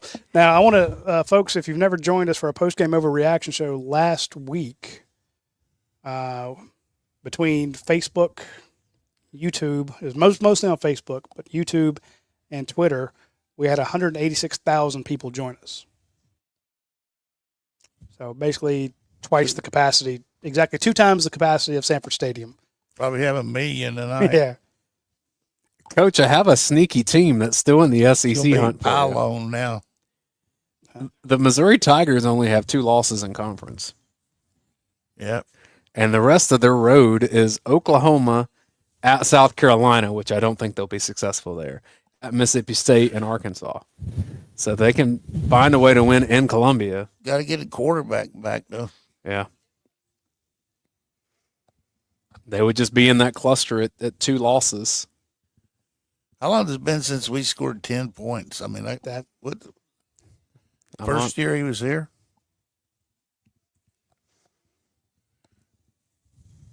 Well, we scored 12 against Kentucky this year. Scored 13 against Kentucky. Kentucky scored the 12.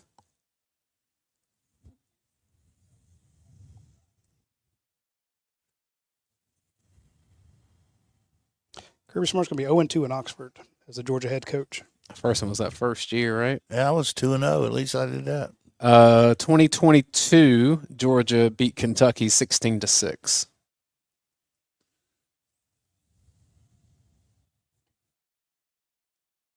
Scored 10 points against Clemson in that opener in 21. They're going to fall on the ball here. Mm-hmm. No, they're not.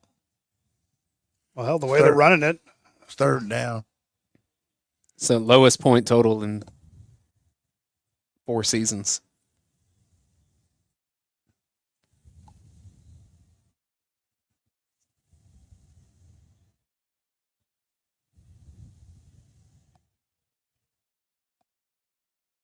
Trying to see the last time Georgia had less than 10.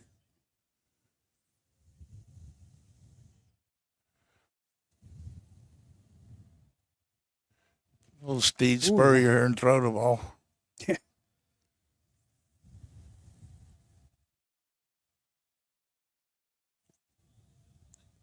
$10 points, 2016 in Jacksonville.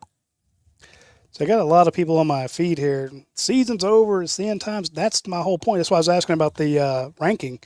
No, 12 teams get in. And I get the way they played tonight. You don't expect them to beat anybody ever again, but they don't always play like this. This is the same team that beat the brakes off Texas at Texas. So they have it in them, and I hope that this will be the game where we saw a kind of return to that, especially with getting some healthy guys. But wonder if Ratledge got hurt tonight.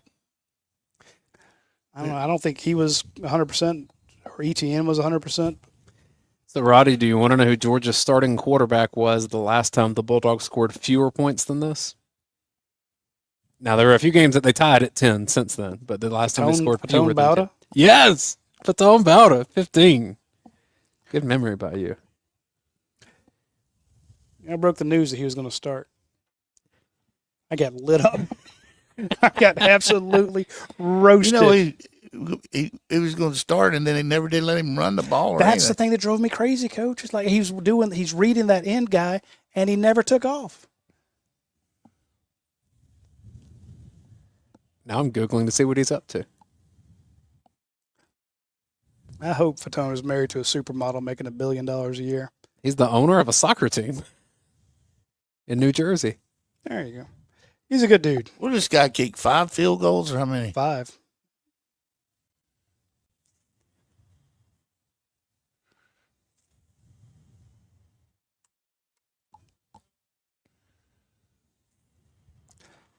These guys over on the defensive line are licking their chops right now. Mm-hmm. So Carson Beck was sacked 4 times. Georgia turned it over 3 times. Beck won 11 of 20 on passes beyond line of scrimmage. Ole Miss passed for 263 yards, nearly 80 yards over Georgia's average allowed per game. You ask if they're rushing the field. They're hanging on the edge now. Huge win, man. I mean, look, what, 52 straight? Yeah.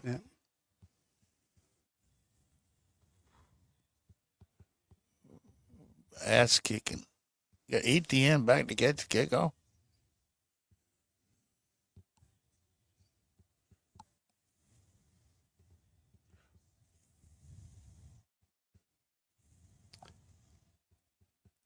That's a good point from Jed May. I think Caden Davis is probably your SEC Special Teams Player of the Week with his 5th field goal of the night. Yeah. I hope nobody gets hurt. Yeah, it's also hope that the people who work in the stadium don't get hurt. I've been out on many people rushing the field, and bad stuff happens.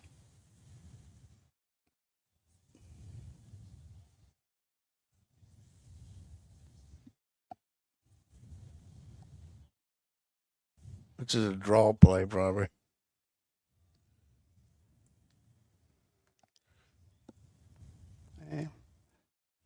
There's no touchdown worth 18.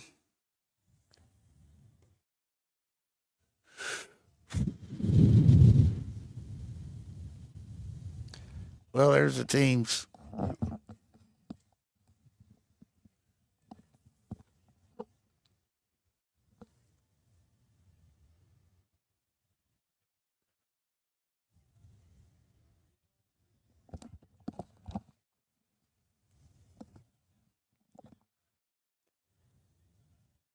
And the ball comes out again.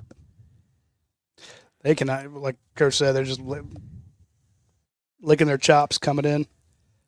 I got a lot of people that are mad at Bobo about this. I'm like, Come on. they're coming right after. If this is Bobo can't block. Jesus. When this wraps in 40 seconds, we'll wrap pretty quickly as well and let the post game overreaction show take its hold because we know a lot of people are going to want to be talking. Draw play. Ole Miss called a timeout.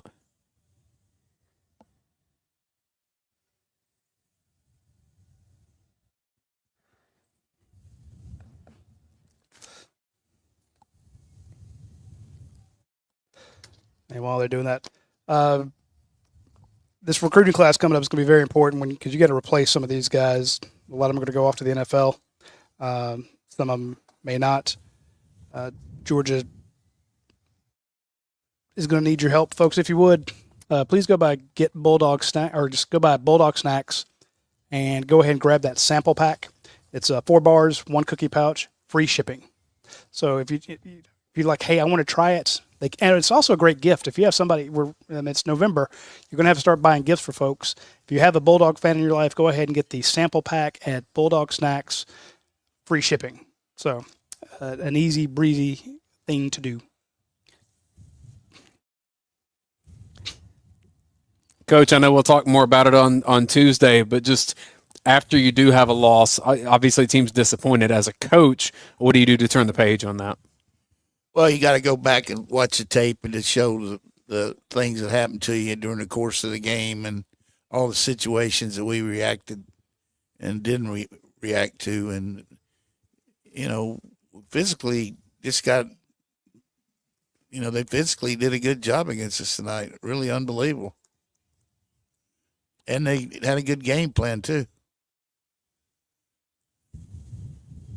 I will caution Georgia fans. This sport, especially this year, is feels like it's different week to week. So you could have an entirely different feel from a Georgia team back at home. You got to delay a game there? Well, we got to get everybody to rally behind these kids next week. Seniors going out 3 straight home games. I mean, you got a really good Tech team coming. Tennessee going to be in the top 6.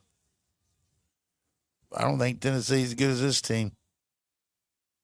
No.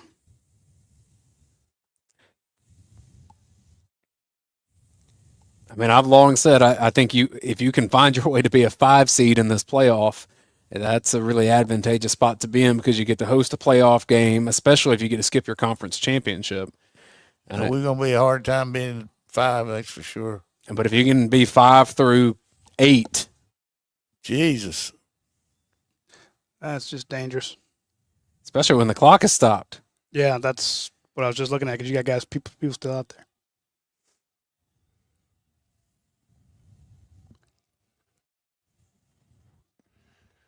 Just got to call the game. Yeah.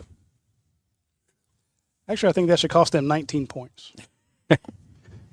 Just give him a microphone so he can talk to him.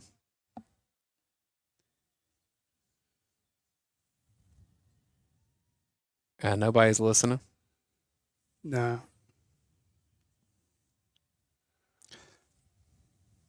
That's an embarrassing look.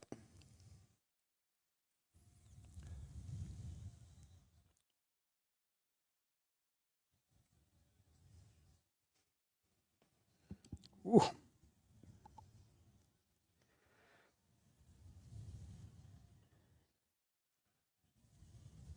right, David Love sent me his address. I got one from Bill Atchison too, and Susie Smith. Susie, I need your address and shirt size, please. Probably going to give him a 15-yard penalty here. So we get one more play.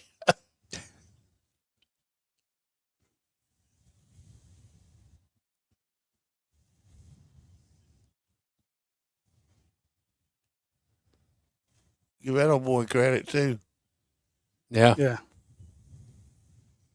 I mean, hell, in the first half, he had more yardage than Beck did. Colorado leads Texas Tech 31-20, fourth quarter. How much time left? 10 minutes. And Colorado has the ball driving. Indiana did hold on to beat Michigan 20-15. Indiana moves to 10-0.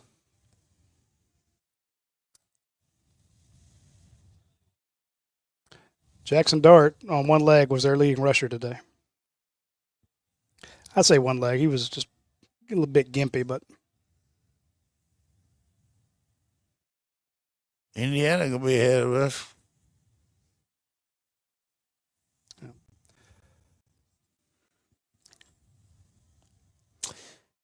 That's the final score.